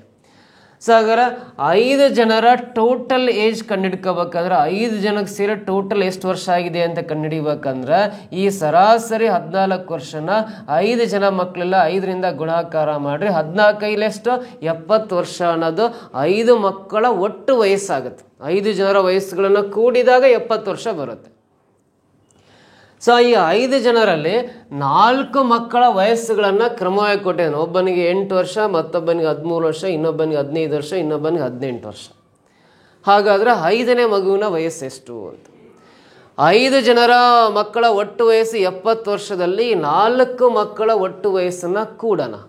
18 + 15 33, 33 + 13 46, 46 + 8 ಅಂದರೆ 54. ಸೊ ಈ ಟೋಟಲಿ 70 ವರ್ಷದಲ್ಲಿ 4 ಮಕ್ಕಳ ಒಟ್ಟು ವಯಸ್ಸು 54 ವರ್ಷ ಮೈನಸ್ ಮಾಡಿದಾಗ ಇನ್ನು 16 ವರ್ಷ ಉಳಿಯುತ್ತಲ್ಲ, ಇದು 5ನೇ ಮಗುವಿನ ವಯಸ್ಸು 16 ವರ್ಷ ಆಗಿರುತ್ತೆ. ಆಪ್ಷನ್ ಫಸ್ಟ್ ಒನ್ ಇದೆಯಲ್ಲ, ಇದು ಸರಿ ಉತ್ತರ ಆಗುತ್ತೆ. ಕ್ಲಿಯರಾ? ಇಷ್ಟು ಸಿಂಪಲ್ ಆಗಿ ಈ ಕ್ವಶನ್ನ ಬಿಡಿಸ್ಬೋದು. ನೆಕ್ಸ್ಟ್ ಕ್ವಶನ್ ಟ್ರೈ ಮಾಡ್ತಾ ಬನ್ನಿ. ಮುಂದಿನ ಪ್ರಶ್ನೆ, how many numbers are there from 1 to 100 which are completely divisible by 7? ನೋಡಿ, 1ರಿಂದ 100ರವರೆಗಿನ ಎಷ್ಟು ಸಂಖ್ಯೆಗಳು 7ರಿಂದ ಭಾಗವಾಗುತ್ತವೆ ಅಂತ. 1ರಿಂದ 100 ತನಕ ಇರೋ ಎಷ್ಟು ಸಂಖ್ಯೆಗಳು 7ರಿಂದ ಭಾಗ ಆಗ್ತವೆ ಅಂತ ಕೇಳಿದ್ದಾನೆ ಅಲ್ವಾ. 1ರಿಂದ 100 ತನಕ ಟೋಟಲಿ 100 ಸಂಖ್ಯೆಗಳಿರ್ತಾವೆ. 1ರಿಂದ 100 ತನಕ ಟೋಟಲಿ ಎಷ್ಟು 100 ನಂಬರ್ಸ್ ಇರ್ತಾವಲ್ಲ. ಈ 100ಅನ್ನೇ 7ಇಂದ ಡಿವೈಡ್ ಮಾಡ್ರಿ. 7 1 7, ಶೇಷ 3 ಉಳಿತು 30, 7 4 28, 14 ಪಾಯಿಂಟ್ ಸಮಥಿಂಗ್ ಬರುತ್ತೆ. ಆದರೆ ಪಾಯಿಂಟ್ ಸಮಥಿಂಗ್ ಅವಶ್ಯಕತೆ ಇಲ್ಲ. 1ರಿಂದ 100 ತನಕ 7ರಿಂದ ಭಾಗ ಆಗ್ತಕ್ಕಂಥವು 14 ಪಾಯಿಂಟ್ ಸಮಥಿಂಗ್ ಅವಶ್ಯಕತೆ ಇಲ್ಲ. 14 ಸಂಖ್ಯೆಗಳು ಎಕ್ಸಾಕ್ಟ್ ಆಗಿ ಅಂತ ಹೇಳ್ಬೋದು. 14 ಸಂಖ್ಯೆಗಳು ಆಪ್ಷನ್ಸ್ ಫೋರ್ತ್ ಒನ್ನಲ್ಲಿ ಇದೆಯಲ್ಲ, ಇದು ಸರಿ ಉತ್ತರ ಆಗುತ್ತೆ. ಇಷ್ಟೇ ಸಿಂಪಲ್ ಆಗಿ ಆನ್ಸರ್ ಮಾಡ್ಕೋಬೇಕು. 1ರಿಂದ 100 ತನಕ ಟೋಟಲಿ 100 ನಂಬರ್ಸ್ ಇದಾವೆ. ಅದರಲ್ಲಿ 7ರಿಂದ ಭಾಗ ಆಗೋ ಸಂಖ್ಯೆಗಳು ಬೇಕಂದ್ರೆ 7ರಿಂದ 100ಅನ್ನು ಡಿವೈಡ್ ಮಾಡಿರಿ. 14 ಪಾಯಿಂಟ್ ಸಮಥಿಂಗ್ ಬರುತ್ತೆ. ಪಾಯಿಂಟ್ ಸಮಥಿಂಗ್ ಅವಶ್ಯಕತೆ ಇರಲ್ಲ, 14 ಸಂಖ್ಯೆಗಳಿದ್ದಾವೆ ಅಂತ. ಸೊ ಇನ್ನೂ ಪ್ರಾಕ್ಟಿಕಲ್ ಆಗಿ ನೀವು ಆನ್ಸರ್ ಮಾಡ್ಬೇಕಂದ್ರೆ 1ರಿಂದ 100 ತನಕ 7ರಿಂದ ಡಿವೈಡ್ ಆಗೋ ನಂಬರ್ಸ್ ಬರಿಬೋದು. 7, 14, 7 3 21, ಆಮೇಲೆ 28, 7 5 35, 7 6 42, 7 7 49, 7 8 56, 7 9 63, 7 10 70, 70. ಸೊ ಆಮೇಲೆ 77 ಆದಮೇಲೆ 84, 84 ಆಮೇಲೆ 91, 91 ಆದಮೇಲೆ 98. ಸೊ ಇವೆಲ್ಲ 1ರಿಂದ 100 ತನಕ 7ರಿಂದ ಡಿವೈಡ್ ಆಗೋ ನಂಬರ್ಸು ಎಷ್ಟಿದ್ದಾವೆ ಅಂತ ಕೌಂಟ್ ಮಾಡಿರಿ. 1, 2, 3, 4, 5, 6, 7, 8, 9, 10, 11, 12, 13, 14 ನಂಬರ್ಸ್ ಇದ್ದಾವೆ. ಟೋಟಲ್ 1ರಿಂದ 100 ತನಕ 7ರಿಂದ ಭಾಗ ಆಗ್ತಕ್ಕಂಥ ಸಂಖ್ಯೆಗಳು ಟೋಟಲಿ 14 ನಂಬರ್ಸ್ ಇದ್ದಾವೆ. 14 ಸಂಖ್ಯೆಗಳಿದ್ದಾವೆ. 4th ಆಪ್ಷನ್ ಸರಿ ಉತ್ತರ ಆಗುತ್ತೆ. ಅಥವಾ ಸಿಂಪಲ್ ಆಗಿ ಆನ್ಸರ್ ಮಾಡೋದು ಹೇಳ್ಕೊಟ್ಟಿದ್ದಾನೆ. 2 ಈಸಿನೇ ಇದ್ದಾವೆ. ನೆಕ್ಸ್ಟ್ ಕ್ವಶನ್ ಬರೋಣ. In an examination of 240 marks, a student scored 52 marks in pie chart. The corresponding angle is ಅಂತ ಇದೆ ನೋಡ್ರಿ. 240 ಅಂಕಗಳ ಒಂದು ಪರೀಕ್ಷೆಯಲ್ಲಿ ಒಬ್ಬ ವಿದ್ಯಾರ್ಥಿಯು 52 ಅಂಕಗಳನ್ನು ಗಳಿಸಿದ್ದಾನೆ. ಇದನ್ನು ಪೈ ನಕ್ಷೆಯಲ್ಲಿ ತೋರಿಸಿದಾಗ ಕೋನ ಎಷ್ಟಿರುತ್ತದೆ ಅಂತ ನೋಡ್ರಿ. ಪೈ ನಕ್ಷೆ ಅಂದರೆ ಈ ರೀತಿ ಗೊತ್ತಿದೆ. ಪೈ ನಕ್ಷೆ ಅಂದರೆ ಗೊತ್ತಿದೆ. ಸೊ ಪೈ ನಕ್ಷೆಯಲ್ಲಿ ಒಬ್ಬ ಟೋಟಲಿ 240 ಮಾರ್ಕ್ಸ್ಗೆ ಒಂದು ಸಬ್ಜೆಕ್ಟಲ್ಲಿ ಅವನು ಎಕ್ಸಾಮ್ ಮಾಡಿದ್ದಾರೆ ಅಂದರೆ ಅದರಲ್ಲಿ ಎಷ್ಟು ಮಾರ್ಕ್ಸನ್ನು ತೆಗೆದಾನೆ ಅಂದರೆ 52 ಮಾರ್ಕ್ಸ್ 52 ಅಂಕಗಳನ್ನು ಪಡ್ಕೊಂಡಿದ್ದಾನೆ. 52 ಮಾರ್ಕ್ಸನ್ನು ತಗೊಂಡಿದ್ದಾನೆ. 240ಕ್ಕೆ 52 ಅಂಕಗಳನ್ನು ತಗೊಂಡಿದ್ದಾನೆ ಅಂದರೆ ಇದರ ಕೋನ ಎಷ್ಟಿರುತ್ತೆ, ಎಷ್ಟು ಡಿಗ್ರಿಯಲ್ಲಿ ಬರೀಬೋದು, ಡಿಗ್ರೀಸಲ್ಲಾದರೆ ಎಷ್ಟು ಅಂತ ಕೇಳಿದ್ದಾನೆ. ಟೋಟಲಿ 240 ಮಾರ್ಕ್ಸ್ಗೆ ಒಂದು ಎಕ್ಸಾಮ್ ಮಾಡಿದ್ದಾರೆ. ಒಬ್ಬ ಸ್ಟೂಡೆಂಟು 52 ಮಾರ್ಕ್ಸ್ ತೆಗೆದಾನೆ.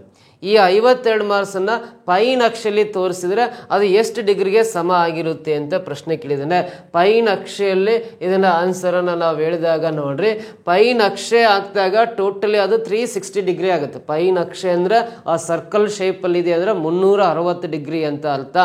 ಸೊ ಅವನು ಪರೀಕ್ಷೆಯಲ್ಲಿ 240ಕ್ಕೆ 52 ಮಾರ್ಕ್ಸ್ ತಗೊಂಡಿದ್ದಾನೆ. 240ಕ್ಕೆ 52 ಮಾರ್ಕ್ಸ್ ತಗೊಂಡಿದ್ದಾನೆ ಅಂದರೆ 360ಗೆ ಎಷ್ಟು ಅಂತ ಕಂಡುಹಿಡಿಬೇಕು. ಪೈ ನಕ್ಷೆ ಅಂದರೆ ಡಿಗ್ರೀಸಲ್ಲಿ ಬರಿಬೇಕಂದ್ರೆ 360 ಡಿಗ್ರಿ ಎಷ್ಟು ಅಂತ ಕಂಡುಹಿಡಿಬೇಕು.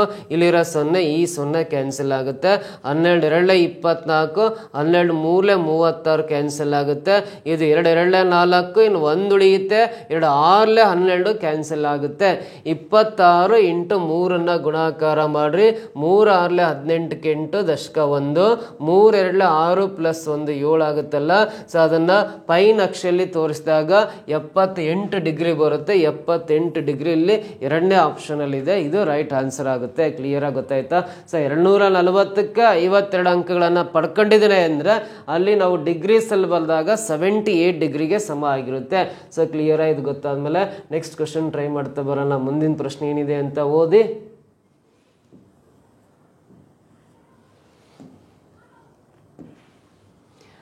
A man buys 2 horses for rupees 1350. He sells one so as to lose 6% and the other so as to gain 7.5%. On the whole, he neither gains nor losses. The cost of each horse is ಅಂತ ಇದೆ. ಕನ್ನಡದಲ್ಲಿ ಪ್ರಶ್ನೆ ಹೋದ್ರೆ, ಒಬ್ಬ ವ್ಯಕ್ತಿಯು 1350ಕ್ಕೆ 2 ಕುದುರೆಗಳನ್ನು ಖರೀದಿಸುತ್ತಾನೆ ಅಂತ. 1350 ರೂಪಾಯಿ ಕೊಟ್ಟು 2 ಕುದುರೆಗಳನ್ನು ಖರೀದಿ ಮಾಡಿದ್ದಾನೆ ಅಂತ. ಒಂದು ಕುದುರೆ ಮಾರಿದ್ದರಿಂದ 6% ನಷ್ಟ ಆಗುತ್ತೆ ಅಂತ ಇದೆ. ಮತ್ತೊಂದರಿಂದ 7.5% ಲಾಭ ಆಗುತ್ತೆ ಅಂತ ಹೇಳಿದ್ದಾನೆ. ಹಾಗಾದರೆ ಒಟ್ಟಾರೆಯಾಗಿ ಅವನಿಗೆ ಲಾಭ ಅಥವಾ ನಷ್ಟ ಯಾವುದೂ ಆಗ್ತಾಯಿಲ್ಲ. ಆ ವ್ಯವಹಾರದಲ್ಲಿ ಲಾಭನೂ ಆಗಲಿಲ್ಲ, ನಷ್ಟನೂ ಆಗಲಿಲ್ಲ. There is no profit, no loss ಅಂತ ಕರಿತೀವಿ. ಪ್ರತಿ ಕುದುರೆಯ ಕೊಂಡ ಬೆಲೆ ಎಷ್ಟಿರುತ್ತೆ? ಹಾಗಾದ್ರೆ ಒಂದೊಂದು ಕುದುರೆನ ಎಷ್ಟಕ್ಕೆ ತಗೊಂಡಿದ್ದ ಅಂತ ನೋಡ್ರಿ. ಫಸ್ಟ್ ಕ್ವಶನ್ ಅರ್ಥ ಆದರೆ ಆನ್ಸರ್ ಅಂತೂ ವೆರಿ ಸಿಂಪಲ್ ಇದೆ, ಹೇಳ್ಕೊಡ್ತಾನೆ.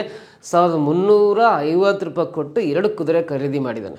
2 ಕುದುರೆ ಸೇರಿ 1350 ರೂಪಾಯಿ. ಅದರಲ್ಲಿ ಒಂದು ಕುದುರೆನ ಎಷ್ಟಕ್ಕೆ ಮಾರಿದಾನೋ ಗೊತ್ತಿಲ್ಲ, ಮಾರಾಟ ಮಾಡಿದ್ದಾನೆ. ಒಂದು ಕುದುರೆಯನ್ನು ಮಾರಾಟ ಮಾಡಿದ್ರಿಂದ 6% ನಷ್ಟ ಅನುಭವಿಸ್ತಾನೆ.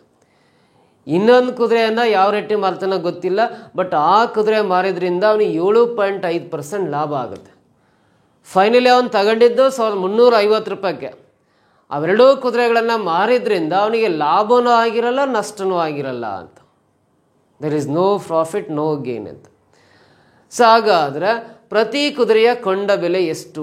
ಪ್ರತಿ ಕುದುರೆಯ ಕೊಂಡ ಬೆಲೆ ಎಷ್ಟು? ಹಾಗಾದ್ರೆ ಒಂದೊಂದು ಕುದುರೆನ ಎಷ್ಟೆಷ್ಟು ಅಮೌಂಟಿಗೆ ಕೊಂಡ್ಕೊಂಡಿದ್ದ ಅಂತ ಕೇಳಿದ್ದಾನೆ. It's very simple.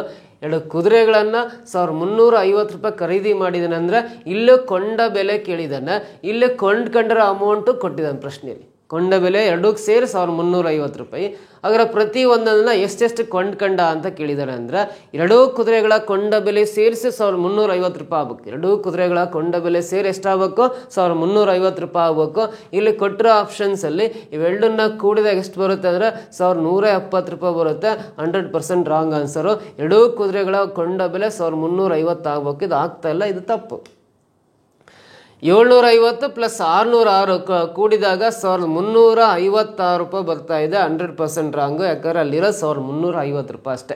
2 ಕುದುರೆಗಳನ್ನು ಖರೀದಿ ಮಾಡಿರೋದು 1350 ರೂಪಾಯಿಗೆ. ಇವೆರಡು ಕೂಡಿದಾಗ 1356 ಆಗುತ್ತೆ. 705 ಪ್ಲಸ್ 660 ಕೂಡಿದಾಗ 1365 ಬರುತ್ತೆ. ಇದು 100% ರಾಂಗು. 1350 ಬರ್ತಾ ಇಲ್ಲ. ಇವೆರಡು ಕೊಡ್ರಿ 750 600 ಅಂದರೆ 1350 ಕರೆಕ್ಟ್ ಆಗ್ತಾ ಇದೆ. ಅಂದರೆ ಆ 2 ಕುದುರೆಗಳ ಕೊಂಡ ಬೆಲೆ, ಒಂದು ಕುದುರೆನ 750 ರೂಪಾಯಿ ಕೊಂಡ್ಕೊಂಡಿರ್ತಾನೆ, ಮತ್ತೊಂದು ಕುದುರೆನ 600 ರೂಪಾಯಿ ಕೊಂಡ್ಕೊಂಡಿರ್ತಾನೆ. 2 ಕುದುರೆಗಳ ಕೊಂಡ ಬೆಲೆ ಸೇರಿ 1350 ರೂಪಾಯಿ ಪ್ರಶ್ನೆಯಲ್ಲಿರೋ ಪ್ರಕಾರ ಕರೆಕ್ಟ್ ಆಗುತ್ತೆ ಅಂದಮೇಲೆ ಆಪ್ಷನ್ 4th ಒಂದೇ ಸರಿ. ವೆರಿ ಸಿಂಪಲ್ ಕ್ವಶನ್, ಸಿಂಪಲ್ ಆಗಿ ಆನ್ಸರ್ ಮಾಡ್ಬೋದು. ಇದಾದ್ಮೇಲೆ ನೆಕ್ಸ್ಟ್ ಕ್ವಶನ್ ಟ್ರೈ ಮಾಡ್ತಾ ಬನ್ನಿ.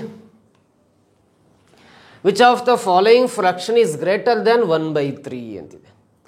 ಈ ಕೆಳಗಿನ ಯಾವ ಭಿನ್ನರಾಶಿಯು 1/3ಕ್ಕಿಂತ ದೊಡ್ಡದಾಗಿದೆ? ಈ 1/3ಕ್ಕಿಂತ ದೊಡ್ಡದಾದ ಭಿನ್ನರಾಶಿ ಯಾವುದು ಅಂತ ಕೇಳಿದ್ದಾನೆ.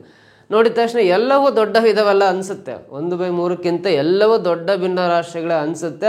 ಆದರೆ ಇವುಗಳನ್ನ ದಶಮಾಂಶ ಸಂಖ್ಯೆಗಳಾಗಿ ಕನ್ವರ್ಟ್ ಮಾಡಿದರೆ ಮಾತ್ರ ಯಾವುದು ದೊಡ್ಡದಿದೆ ಅಂತ ಎಕ್ಸಾಕ್ಟ್ ಐಡೆಂಟಿಫೈ ಮಾಡ್ಬೋದು. ಸೊ ಇಲ್ಲಿ 1/3 ಅಂದರೆ ಫಸ್ಟ್ ಆಫ್ ಆಲ್ 1/3 ಅಂದರೆ ಇದನ್ನ ಡೆಸಿಮಲಲ್ಲಿ ಬರ್ಕೊಂಡ್ರೆ, ದಶಮಾಂಶ ಸಂಖ್ಯೆಯಲ್ಲಿ ಬರ್ಕೊಂಡ್ರೆ 0.33 ಬರುತ್ತೆ. ಅಂದರೆ 3ರಿಂದ 1 ಬಾಕ್ಸ್ ರೀ, ಪಾಯಿಂಟ್ ಕಟ್ 0 ಇಡ್ಸ್ಕೊಳ್ರಿ, 3 ಮೂಲೆ 9. ಈ ಛೇದದಿಂದ ಈ ಅಂಶವನ್ನು ಡಿವೈಡ್ ಮಾಡಿದ್ರೆ 3ರಿಂದ 1 ಡಿವೈಡ್ ಆಗಲ್ಲ, ಪಾಯಿಂಟ್ ಕಟ್ 0 ಇಡ್ಸ್ಕೊಂಡ್ರೆ 3 ಮೂಲೆ 9, ಶೇಷ 1 ಉಳಿಯುತ್ತೆ. ಪಾಯಿಂಟ್ ಇರೋದ್ರಿಂದ ಇನ್ನೊಂದು 0 ಹಾಕೊಂತೀನಿ, ಮತ್ತು 3 ಮೂಲೆ 9, ಶೇಷ 1 ಉಳಿಯುತ್ತೆ. ಇನ್ನು ಕಂಟಿನ್ಯೂ ಆಗ್ತಾನೆ ಹೋಗುತ್ತೆ. ಹಾಗಾಗಿ 0.33, 0.33ನ 0.33 ಅಂತ ಬರ್ಕೊಂಡೆ. 1/3 ಅಂದರೆ 0.33 ಆಗುತ್ತೆ. ಈ 0.33ಗಿಂತ ದೊಡ್ಡ ಭಿನ್ನರಾಶಿ ಯಾವುದು ಇಲ್ಲಿ ಅಂತ ಕೇಳಿದ್ದಾನೆ. ಇವಾಗ 27/82 ಇದೆಯಲ್ಲ, 82ರಿಂದ 27 ಡಿವೈಡ್ ಮಾಡೋಣ. 82 ಮ್ಯಾಗೆ 27 ಡಿವೈಡ್ ಆಗಲ್ಲ, 0 ಕಟ್ತಾನೆ. ಮೂರಲೆ ಕಟ್ರಿ, 3 2 6, 3 8 24, 246. 10 6 ಕಳೆದ್ರೆ 4, ಇಲ್ಲ 6 4 ಕಳೆದ್ರೆ 2, 24 ಉಳಿಯುತ್ತೆ. ಪಾಯಿಂಟ್ ಇರೋದ್ರಿಂದ ಇನ್ನೊಂದು 0 ಹಾಕೊಳ್ರಿ, ಮೂರಲೆ ಕ್ಯಾನ್ಸಲ್ ಆಗಲ್ಲ, 2 ಬರುತ್ತೆ. 0.32 ಅಂದರೆ 0.33ಗಿಂತ ಇದು ಕಡಿಮೆ ಆಗುತ್ತೆ. ಮುಂದಕ್ಕೆ ಡಿವೈಡ್ ಮಾಡೋ ಅವಶ್ಯಕತೆ ಇಲ್ಲ, ಇಲ್ಲಿಗೆ ಸ್ಟಾಪ್ ಮಾಡಿರಿ. 0.33ಗಿಂತ ದೊಡ್ಡದು ಬರಬೇಕು. 0.32 ಬರ್ತಾ ಇದೆ ಅಂದರೆ 32 ಅಂದರೆ 33ಗಿಂತ ಚಿಕ್ಕದದು. 61ರಿಂದ 20ನ್ನ ಡಿವೈಡ್ ಮಾಡ್ತಾ ಹೋದರೆ 61 ಮ್ಯಾಗೆ 20 ಡಿವೈಡ್ ಆಗಲ್ಲ, ಪಾಯಿಂಟ್ ಕಟ್ 0 ಇಡ್ಸ್ಕೊಳ್ರಿ. 61 ಮೂಲೆ 183 ಆಗುತ್ತೆ. ಇನ್ನು 17 ಉಳಿಯುತ್ತೆ, ಪಾಯಿಂಟ್ ಕಟ್ 0 ಇಳಿಸ್ಕೊಳ್ರಿ. 61 2 122 ಆಗುತ್ತೆ. ಅಂದರೆ ಇಲ್ಲಿ 0.32ನೇ ಬರುತ್ತೆ, ಅಲ್ಲಿ 0.33ಗಿಂತ ಇದು ಕಡಿಮೆನೇ. ಹಾಗಾಗಿ ಇದು ರಾಂಗ್ ಆನ್ಸರ್. ಆ ಭಿನ್ನರಾಶಿಗಿಂತ ದೊಡ್ಡದು ಬರ್ತಾ ಇಲ್ಲ, 0.32 ಬರ್ತಾ ಇದೆ ಭಾಗಲಬ್ಧ. ಥರ್ಡ್ ಆಪ್ಷನ್ ಬರೋಣ. 45ರಿಂದ ಈ 16ನ್ನ ಡಿವೈಡ್ ಮಾಡ್ತಾ ಬನ್ನಿ. Point cut 0 ಇಳಿಸ್ಕೊಳ್ರಿ. 45 ಮೂರಲೆ 135 ಆಗುತ್ತೆ. ಇನ್ನು ಶೇಷ 25 ಉಳಿಯುತ್ತೆ. ಪಾಯಿಂಟ್ ಇರೋದ್ರಿಂದ ಇನ್ನೊಂದು 0 ಹಾಕೊಳ್ರಿ. 45 5ಲೆ 225 ಆಗುತ್ತೆ. 225 ಆಗುತ್ತೆ. ಇನ್ನೂ 25 ಉಳಿಯುತ್ತೆ. ಅಂದರೆ 0.35 ಅಂತ ನೋಡ್ರಿ. 0.35 ಅಂದರೆ ಇದು 0.33ಗಿಂತ ಇದು ದೊಡ್ಡದು. ಹಾಗಾಗಿ third option correct. 4th option check ಮಾಡ್ಕೊಂತ ಕೂರೋ ಅವಶ್ಯಕತೆ ಇಲ್ಲ. ನೋಡ್ರಿ, 0.33 ಅಂದರೆ ಇಲ್ಲಿ 35 ಇದೆ ಅಂದರೆ 33ಗಿಂತ ಇದು ದೊಡ್ಡದು. ಅಂದರೆ 1/3ಕ್ಕಿಂತ ದೊಡ್ಡ ಭಿನ್ನರಾಶಿ ಯಾವುದು ಅಂದರೆ ಥರ್ಡ್ ಆಪ್ಷನ್ ಕರೆಕ್ಟ್ ಅಂತ ಹೇಳ್ತೀವಿ. 4th ಆಪ್ಷನ್ ನೆಸೆಸಿಟಿ ಇಲ್ಲ. ಡಿವೈಡ್ ಮಾಡಿದ್ರೆ 0.33ಗಿಂತ ಕಡಿಮೆನೇ ಬರುತ್ತೆ, 51/154. ಸೊ ಟೈಮ್ ವೇಸ್ಟ್ ಮಾಡೋ ಅವಶ್ಯಕತೆ ಇಲ್ಲ, ಥರ್ಡ್ ಆಪ್ಷನ್ ಕರೆಕ್ಟ್ ಆಗುತ್ತೆ. ನೆಕ್ಸ್ಟ್ ಕ್ವಶನ್ ಟ್ರೈ ಮಾಡಿರಿ. Find the smallest number such that by multiplying it with 24 complete square number is obtained. ಯಾವ ಕನಿಷ್ಠ ಸಂಖ್ಯೆಯನ್ನು 24ರಿಂದ ಗುಣಿಸಿದಾಗ ಪೂರ್ಣ ವರ್ಗ ಸಂಖ್ಯೆ ಬರುವುದು ಅಂತ. ಇಲ್ಲಿರೋ ಯಾವ ಕನಿಷ್ಠ ಸಂಖ್ಯೆಯನ್ನು 24ರಿಂದ ಗುಣಿಸಿದಾಗ ಬರೋ ಸಂಖ್ಯೆ ಪೂರ್ಣ ವರ್ಗ ಸಂಖ್ಯೆ ಆಗುತ್ತೆ ಅಂತ ಕ್ವಶನ್ ಕೇಳಿದಾನೆ. ಇನ್ನು ಆಪ್ಷನ್ ಥ್ರೂನೇ ಮಾಡಬೇಕು. ಸಿಂಪಲ್ ಕ್ವಶನ್ ನೋಡ್ರಿ. ಈ ಎರಡನ್ನ 24 ಜೊತೆ ಗುಣಾಕಾರ ಮಾಡೋಣ, 48 ಬರುತ್ತೆ. 48 ಅನ್ನೋದು ಪೂರ್ಣ ವರ್ಗ ಸಂಖ್ಯೆ ಅಲ್ಲ. ಯಾವ್ದಾದ್ರು ಸಂಖ್ಯೆಯ ವರ್ಗ 48 ಬರುತ್ತೆ, 100% ಬರಲ್ಲ. ಹಾಗಾಗಿ 48 is not A perfect square number ಅಂತ ಕರಿತೀವಿ. ಸೊ ನೆಕ್ಸ್ಟ್ ಈ ಮೂರನ್ನ 24ರಿಂದ ಗುಣಾಕಾರ ಮಾಡೋಣ. 24 72 ಆಗುತ್ತೆ. ಇದು ಕೂಡ ಏನಾಗಿರಲ್ಲ, 72 ವರ್ಗ ಸಂಖ್ಯೆ ಅಲ್ಲ. 72 is not A perfect square number ಅಂತ ಕರಿತೀವಿ. ಸೊ ಅದೇ ಈ 4ನ್ನ 24 ಜೊತೆ ಗುಣಾಕಾರ ಮಾಡೋಣ, 96 ಬರುತ್ತೆ. 96 ಕೂಡ ಪೂರ್ಣ ವರ್ಗ ಸಂಖ್ಯೆ ಅಲ್ಲ. ಇದು ಕೂಡ ರಾಂಗ್ ಆನ್ಸರ್ ಅಂತ ಕರಿತೀವಿ. ಸೊ ಅದೇ 6ನ್ನ ನಾನು ನೆಕ್ಸ್ಟ್ 24 ಜೊತೆ ಗುಣಾಕಾರ ಮಾಡ್ತೀನಿ. 24 × 6 ಗುಣಾಕಾರ ಮಾಡ್ರಿ, 144 ಬರುತ್ತೆ. ಈ 144 ಅನ್ನೋದು 12 ಸ್ಕ್ವೇರ್ ವ್ಯಾಲ್ಯೂ. 12 ಸ್ಕ್ವೇರ್ ಅಂದ್ರೆ 144 ಆಗೋದ್ರಿಂದ ಇದು 144 ಅನ್ನೋದು ಪೂರ್ಣ ವರ್ಗ ಸಂಖ್ಯೆ ಬರುತ್ತೆ. ಹಾಗಾದ್ರೆ ಯಾವ ಕನಿಷ್ಠ ಸಂಖ್ಯೆನ 24ರಿಂದ ಗುಣಿಸ್ಬೇಕಂದ್ರೆ ಈ 6ನ್ನ 24ರಿಂದ ಗುಣಿಸಿದಾಗ 6ನ್ನ ಗುಣಿಸಿದಾಗ ಬರೋ ಸಂಖ್ಯೆ ಪೂರ್ಣ ವರ್ಗ ಸಂಖ್ಯೆ ಆಗಿರುತ್ತೆ, ಪರ್ಫೆಕ್ಟ್ ಸ್ಕ್ವೇರ್ ನಂಬರ್ ಆಗಿರುತ್ತೆ. ಯಾಕಂದ್ರೆ 12 ಸ್ಕ್ವೇರ್ ಅಂದ್ರೆ 144 ಅನ್ನೋದು ಪರ್ಫೆಕ್ಟ್ ಸ್ಕ್ವೇರ್ ನಂಬರ್ ಆಗಿರುತ್ತೆ. 4th ಆಪ್ಷನ್ ಈ ಕ್ವಶನ್ಗೆ ಸರಿ ಉತ್ತರ ಆಗಿರುತ್ತೆ. ಕ್ಲಿಯರಾ? ಗೊತ್ತಾಯ್ತಾ? ನೆಕ್ಸ್ಟ್ ಕ್ವಶನ್ ಟ್ರೈ ಮಾಡ್ತಾ ಬನ್ನಿ. The number of triangles shown in the figure is ಅಂತ. ಕೆಳಗಿನ ಚಿತ್ರದಲ್ಲಿರುವ ತ್ರಿಭುಜಗಳ ಸಂಖ್ಯೆ ಎಷ್ಟು ಅಂತ ಕೇಳಿದ್ದಾನೆ. ನೋಡ್ರಿ, ಈ ಚಿತ್ರದಲ್ಲಿ ಎಷ್ಟು ತ್ರಿಭುಜಗಳಿದಾವೆ ಅಂತ ಕೌಂಟ್ ಮಾಡ್ಕೋಬೇಕು. ಈ ಚಿತ್ರದಲ್ಲಿ ತ್ರಿಭುಜಗಳ ಸಂಖ್ಯೆ ಎಷ್ಟು ಅಂತ ಕೌಂಟ್ ಮಾಡ್ಕೋಬೇಕಂದ್ರೆ ಇದೇ ಚಿತ್ರವನ್ನು ನಾನು ಫಸ್ಟ್ ರೀಡ್ರಾ ಮಾಡ್ತೀನಿ. ಈ ಥರ ಒಂದು ಟ್ರಯಾಂಗಲ್ ಬರೀತೀನಿ, ಒಂದು ತ್ರಿಭುಜ ಆಯಿತು. ಒಂದು ಹಂಗೆ ಕೌಂಟ್ ಮಾಡ್ತಾ ಹೋಗ್ರಿ, ಡ್ರಾ ಮಾಡ್ತಾನೆ ಕೌಂಟ್ ಮಾಡ್ತಾ ಹೋಗ್ರಿ. ಒಂದು ತ್ರಿಭುಜ ಆಯಿತು. ನೆಕ್ಸ್ಟ್ ಅದನ್ನೇ ಚಿತ್ರವನ್ನು ರಿವರ್ಸ್ ಬರೀತಾ ಇದೀನಿ. ಈ ದೊಡ್ಡದೊಂದು 2 ತ್ರಿಭುಜ ಆಯಿತು. ಸೊ ಇವೆರಡು ಆದಮೇಲೆ ಇನ್ನೂ ಇಲ್ಲಿ ಚಿಕ್ಕ ಚಿಕ್ಕ ತ್ರಿಭುಜಗಳು ಕಾಣಿಸ್ತಾ ಇದ್ದಾವೆ. ಯಾವ್ಯಾವು ಅಂದರೆ ಈ ಗ್ರೀನ್ ಕಲರ್ ಪೆನ್ನಲ್ಲಿ ಬರಿತೀನಿ ನೋಡ್ರಿ. 2 ಆದಮೇಲೆ ಇದು ಒಂದು ತ್ರಿಭುಜ 3 ಆಗುತ್ತೆ. ಸೊ ಇದು ಒಂದು ತ್ರಿಭುಜ 4 ಆಗುತ್ತೆ. ಇದು ಒಂದು ತ್ರಿಭುಜ 5 ಆಗುತ್ತೆ. ಇದು ಒಂದು ತ್ರಿಭುಜ 6 ಆಗುತ್ತೆ. ಇದು ಒಂದು ತ್ರಿಭುಜ 7 ಆಗುತ್ತೆ. ಇದು ಒಂದು ತ್ರಿಭುಜ 8 ಆಗುತ್ತೆ. ಇಲ್ಲಿಗೆ 8 ತ್ರಿಭುಜಗಳಾದವು. ಇದೇ ಚಿತ್ರ ಸೇಮ್ ಬಂತ ಅಂದ್ರೆ ಸೇಮ್ ಬಂದಿಲ್ಲ, ಇದೊಂದು ಅಡ್ಡ ಲೈನ್ ಹಾಕೋಬೇಕು. ಸೊ ನೋಡ್ರಿ 8 ತ್ರಿಭುಜಲ್ಲಿಗೆ ಆದ್ವು. ಇದೊಂದು ಅಡ್ಡ ಲೈನ್ ಹಾಕಿದಾಗ, ಈ ಒಂದು ಕ್ರಾಸ್ಡ್ ಲೈನ್ ಹಾಕಿದಾಗ, ಈ ಲೈನ್ ಹಾಕಿದಾಗ ಹೊಸ ತ್ರಿಭುಜಗಳು ಯಾವಾದ್ರು ಸಿಗ್ತಾವ ಅಂದ್ರೆ ನೋಡ್ರಿ 1 ಲೈನ್ 2 ಲೈನು 3 ಲೈನ್, 1 ತ್ರಿಭುಜ. ಈ ಕಡೆ ಕೆಳಗಡೆ 1 ಲೈನು 2 ಲೈನು 3 ಲೈನು, ಮತ್ತೊಂದು ತ್ರಿಭುಜ ಆಯ್ತು. ಈ ಲೈನ್ ಹಾಕಿದ್ರಿಂದ 2 ತ್ರಿಭುಜಗಳು ಎಕ್ಸ್ಟ್ರಾ ಸಿಕ್ವು. 8 + 2 ಅಂದ್ರೆ ಟೋಟಲ್ ಇದರಲ್ಲಿ ಎಷ್ಟಿದಾವೆ? 10 ತ್ರಿಭುಜಗಳಿದಾವೆ ಈ ಚಿತ್ರದಲ್ಲಿ ಅಂತ ಹೇಳ್ಬೋದು. ಸೊ ಇಲ್ಲಿ 10 ಅನ್ನೋದು ಆಪ್ಷನ್ 3rd ಒನ್ ಇದೆ, 3rd ಆಪ್ಷನ್ ಇದೆ. This is the right answer ಅಂತ ಹೇಳ್ತೀವಿ. ಕ್ಲಿಯರ್ ಆಗಿ ಗೊತ್ತಾಯ್ತಾ? ಈ ಕೊಟ್ಟಿರೋ ಚಿತ್ರದಲ್ಲಿರೋ ತ್ರಿಭುಜಗಳ ಸಂಖ್ಯೆ ಅಂದ್ರೆ 10 ಅಂತ ಕರಿತೀವಿ. Coming to the next question, ಮುಂದಿನ ಪ್ರಶ್ನೆ ಬರೆಯೋಣ. If grasp is coded as INOPQ, brown is coded as RNSTU, then sparrow will be coded as ಅಂತ ಇದೆ. ಒಂದು ಸಂಕೇತ ಭಾಷೆಯಲ್ಲಿ ಗ್ರಾಸ್ಪ್ ಎಂಬುದನ್ನು INOPQ ಎಂದು, ಬ್ರೌನ್ ಎಂಬುದನ್ನು RNSTU ಎಂದು ಬರೆದರೆ ಸ್ಪ್ಯಾರೋ ಎಂಬುದನ್ನು ಹೇಗೆ ಬರೆಯಬಹುದು ಅಂತ ಕ್ವಶನ್ ಕೇಳಿದಾನೆ. ಸೊ ಇಲ್ಲಿ ಕೊಟ್ಟಿರೋದು ಒಂದು ಸಂಕೇತ ಭಾಷೆಯಲ್ಲಿ ಗ್ರಾಸ್ಪ್ GRASP ಗ್ರಾಸ್ ಎಂಬುದನ್ನು INOPQ ಅಂತ ಕೊಟ್ಟಿದ್ದಾನೆ. ಗ್ರಾಸ್ಪ್ ಎಂಬುದನ್ನು INOPQ ಅಂತ ಕೊಟ್ಟಿದ್ದಾನೆ. ನೆಕ್ಸ್ಟ್ ಬ್ರೌನ್ ಅಂತ ಪದ ಕೊಟ್ಟಿದ್ದಾನೆ. ಬ್ರೌನ್ BROWN ಬ್ರೌನ್ ಎಂಬುದನ್ನು ಯಾವ ಥರ ಬರಿಬೋದು ಅಂತ RNSTU ಅಂತ ಕೊಟ್ಟಿದ್ದಾನೆ. RNSTU ಅಂತ ಕೊಟ್ಟಿದ್ದಾನೆ. ಹಾಗಾದ್ರೆ ಸ್ಪ್ಯಾರೋ ಎಂಬ ಪದವನ್ನು ಹೇಗೆ ಬರಿಬೋದು ಅಂತ ಕ್ವಶನ್ ಕೇಳಿದ್ದಾನೆ. ಸೊ ನಮಗೆ ಕೇಳಿರೋದು SPARROW ಅನ್ನು ಯಾವ ರೀತಿ ಬರಿಬೋದು ಅಂತ ಕ್ವಶನ್ ಕೇಳಿದಾಗ ವೆರಿ ಸಿಂಪಲ್ ಮೆಥಡ್ ಏನು ಅಂದ್ರೆ, ಇಲ್ಲಿ S ಅಕ್ಷರಕ್ಕೆ ಇಲ್ಲಿ ನೋಡ್ರಿ S ಅಕ್ಷರದ ಕೆಳಗಡೆ P ಇದೆ ಅಂದ್ರೆ ಇಲ್ಲಿ S ಅಕ್ಷರದ ಕೆಳಗಡೆ P ಬರಿಬೇಕು. ನೆಕ್ಸ್ಟ್ P ಇದೆ, P ಅಕ್ಷರ ಕೆಳಗಡೆ ಇಲ್ಲಿ Q ಇದೆ ಅಂದ್ರೆ, P ಅಕ್ಷರ ಕೆಳಗಡೆ Q ಇದೆ ಅಂದ್ರೆ ಇಲ್ಲೂ P ಕೆಳಗಡೆ Q ಬರಿಬೇಕು. PQ ಅಂತ ಬಂತು. ನೆಕ್ಸ್ಟ್ ಎ ಇದೆ, ಇಲ್ಲಿ ಎ ಅಕ್ಷರ ಇದೆಯಲ್ಲ, ಇಲ್ಲಿ ಎ ಅಕ್ಷರಕ್ಕೆ ಓ ಇದೆ ಅಂದರೆ ಇಲ್ಲಿ ಎ ಅಕ್ಷರಕ್ಕೆ ಓ ಬರೀಬೇಕು. ಪಿ ಕ್ಯೂ ಓ ಆನ್ಸರ್ ಬರುತ್ತೆ. ಸೊ ನೆಕ್ಸ್ಟ್ ಆರ್ ಅಕ್ಷರ ಇದೆ, ಇಲ್ಲಿ ಆರ್ಗೆ ಎನ್ ಇದೆ, ಇಲ್ಲೂ ಆರ್ಗೆ ಎನ್ನೇ ಇರೋದ್ರಿಂದ ಇಲ್ಲೂ ಆರ್ ಅಕ್ಷರಕ್ಕೆ ಎನ್ ಬರೀಬೇಕು. ಮತ್ತೊಂದು ಆರ್ ಇದೆ ಅಂದರೆ ಎನ್ನೇ ಬರ್ಕೊಳ್ರಿ. ನೆಕ್ಸ್ಟ್ ಓ ಅಕ್ಷರಕ್ಕೆ ಏನಿದೆ ಅಂದರೆ ಇಲ್ಲಿ ಎಸ್ ಇದೆ, ಇಲ್ಲಿ ಓ ಅಕ್ಷರಕ್ಕೆ ಎಸ್ ಬರ್ಕೊಳ್ರಿ. ಡಬ್ಲ್ಯೂ ಅಕ್ಷರಕ್ಕೆ ನೋಡ್ರಿ ಇಲ್ಲಿ ಟಿ ಇದೆ, ಇಲ್ಲೂ ಡಬ್ಲ್ಯೂ ಅಕ್ಷರಕ್ಕೆ ಟಿ ಬರ್ಕೊಳ್ರಿ. P Q O N N S T ಬರುತ್ತೆ. P Q O N N S T ಅಂತ ಫಸ್ಟ್ ಆಪ್ಷನಲ್ಲಿ ಇದೆಯಲ್ಲ ಅದೇ ಸರಿ ಉತ್ತರ ಆಗುತ್ತೆ. P Q O N N S T ಬರುತ್ತಲ್ಲ, ಇವೆರಡು ಯೂಸ್ ಮಾಡ್ಕೊಂಡು ಆ ಸ್ಪ್ಯಾರೋ ಪದಕ್ಕೆ ಕೋಡ್ ಲ್ಯಾಂಗ್ವೇಜ್ ಬರೀತಾ ಹೋದ್ರೆ P Q O N N S T ಬರುತ್ತೆ. ಆಪ್ಷನ್ ಫಸ್ಟ್ ಒನ್ ಸರಿ ಉತ್ತರ ಆಗಿರುತ್ತೆ. ಕ್ಲಿಯರ್ ಆಗಿ ಗೊತ್ತಾಯ್ತಾ? ಸೊ ನೆಕ್ಸ್ಟ್ ಕ್ವಶನ್ ಬರೋಣ. A tax on an item is diminished by 20% and its consumption increases by 15%. Then the effect on revenue is, ಒಂದು ವಸ್ತುವಿನ ತೆರಿಗೆ 20% ಕಡಿಮೆ ಆದರೆ ಅದರ ಬಳಕೆಯ ಪ್ರಮಾಣವನ್ನು 15% ಹೆಚ್ಚಾಗುತ್ತದೆ. ಹಾಗಾದರೆ ಆದಾಯದ ಪರಿಮಾಣ ಏನಾಗುತ್ತೆ? ನೋಡ್ರಿ, ಇಲ್ಲಿ ಪ್ರಶ್ನೆ ಅರ್ಥ ಮಾಡ್ಕೊಳ್ರಿ. ಒಂದು ವಸ್ತುವಿನ ಮೇಲೆ ಆಗ್ತಕ್ಕಂಥ ಟ್ಯಾಕ್ಸ್ 20% ಕಡಿಮೆ ಮಾಡಿದ್ದಾರೆ. ಯಾವುದೋ ಒಂದು ವಸ್ತು ಮೇಲೆ ಆಗ್ತಕ್ಕಂಥ ಟ್ಯಾಕ್ಸ್ ರೇಟನ್ನು 20% ಕಡಿಮೆ ಮಾಡಿದಾಗ ಬಳಕೆ ಮಾಡೋದು 15% ಹೆಚ್ಚಾಗುತ್ತೆ ಅಂತ ಹೇಳಿದ್ದಾರೆ.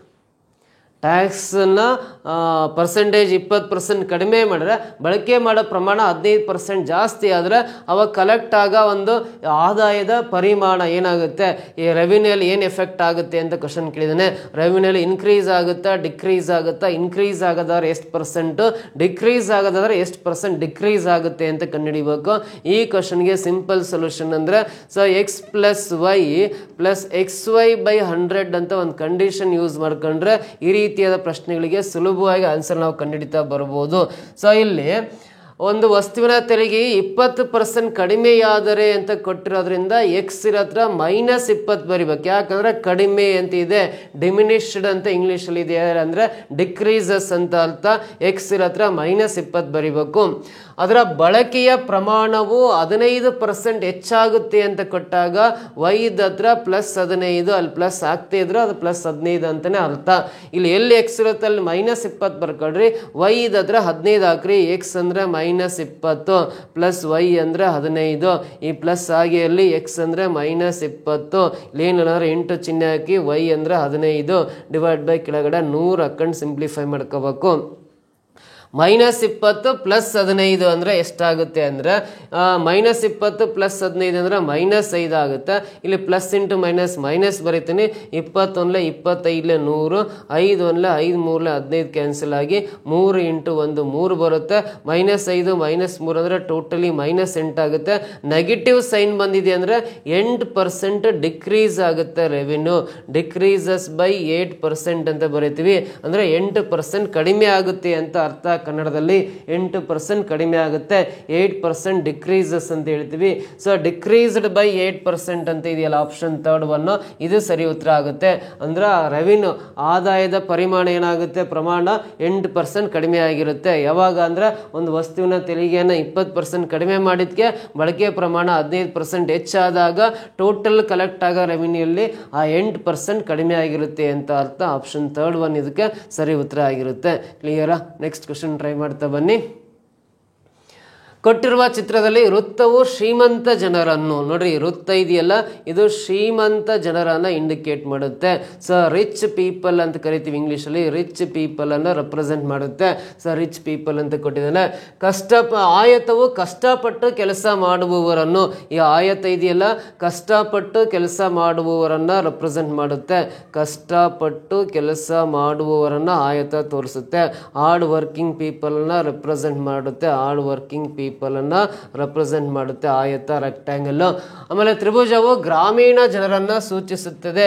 ಈ ತ್ರಿಭುಜವು ಗ್ರಾಮೀಣ ಅಂದ್ರೆ ಹಳ್ಳಿಯಲ್ಲಿ ವಾಸವಾಗಿರ್ತಕ್ಕಂಥ ಜನರನ್ನ ಸೂಚಿಸುತ್ತೆ. ರೂರಲ್ ಪೀಪಲ್ ಅನ್ನ ರೆಪ್ರೆಸೆಂಟ್ ಮಾಡುತ್ತೆ ಈ ತ್ರಿಭುಜ.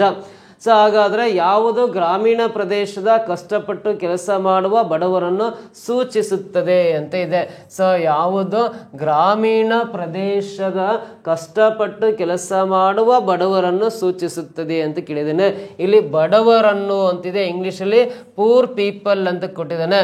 ಬಡವರನ್ನು ಅಂತ ಕೊಟ್ಟಿರೋದ್ರಿಂದ ಈ ಸರ್ಕಲ್ ಅನ್ನೋದು ರಿಚ್ ಪೀಪಲ್, ಈ ರಿಚ್ ಪೀಪಲ್ನ ಸರ್ಕಲ್ ಒಳಗಡೆ ನಂಬರ್ಸ್ ಇದಾವಲ್ಲ ಇವೆಲ್ಲ ನಂಬರ್ಸನ್ನ ಸ್ಟ್ರೈಕ್ ಔಟ್ ಮಾಡ್ಕೊಂಡು ಬಿಟ್ಟು ಉಳಿದಿರೋ ನಂಬರ್ಸ್ ಏನಿದಾವಲ್ಲ ಅವೆಲ್ಲ ಪೂರ್ ಪೀಪಲ್ ಅಂತ ಇವೆಲ್ಲ ಬಿಡ್ಬೇಕು. ಯಾಕಂದ್ರೆ ರಿಚ್ ಪೀಪಲ್ ಕೇಳಿರಲ್ಲಿ ಪೂರ್ ಪೀಪಲ್ ಕೇಳಿದಾನೆ, ಬಡವರನ್ನು ಅಂತ ಕೇಳಿದಾನಲ್ಲ. ಈ ಸರ್ಕಲ್ ಒಳಗಡೆ ಎಲ್ಲ ಶ್ರೀಮಂತರು, ಇದರಿಂದ ಆಚೆ ಇರೋವಲ್ಲ ಇವರೇ ಬಡವರು. 2, 4, 3 ಅನ್ನೋರು ಬಡವರು ಅಂತ ಸೂಚಿಸುತ್ತೆ. ಈ ಸರ್ಕಲ್ ಇಂದ ಅಂದ್ರೆ ಶ್ರೀಮಂತರ ವೃತ್ತದಿಂದ ಆಚೆ ಇರೋ ಸಂಖ್ಯೆಗಳೆಲ್ಲ ಬಡವರು ಅಂತ.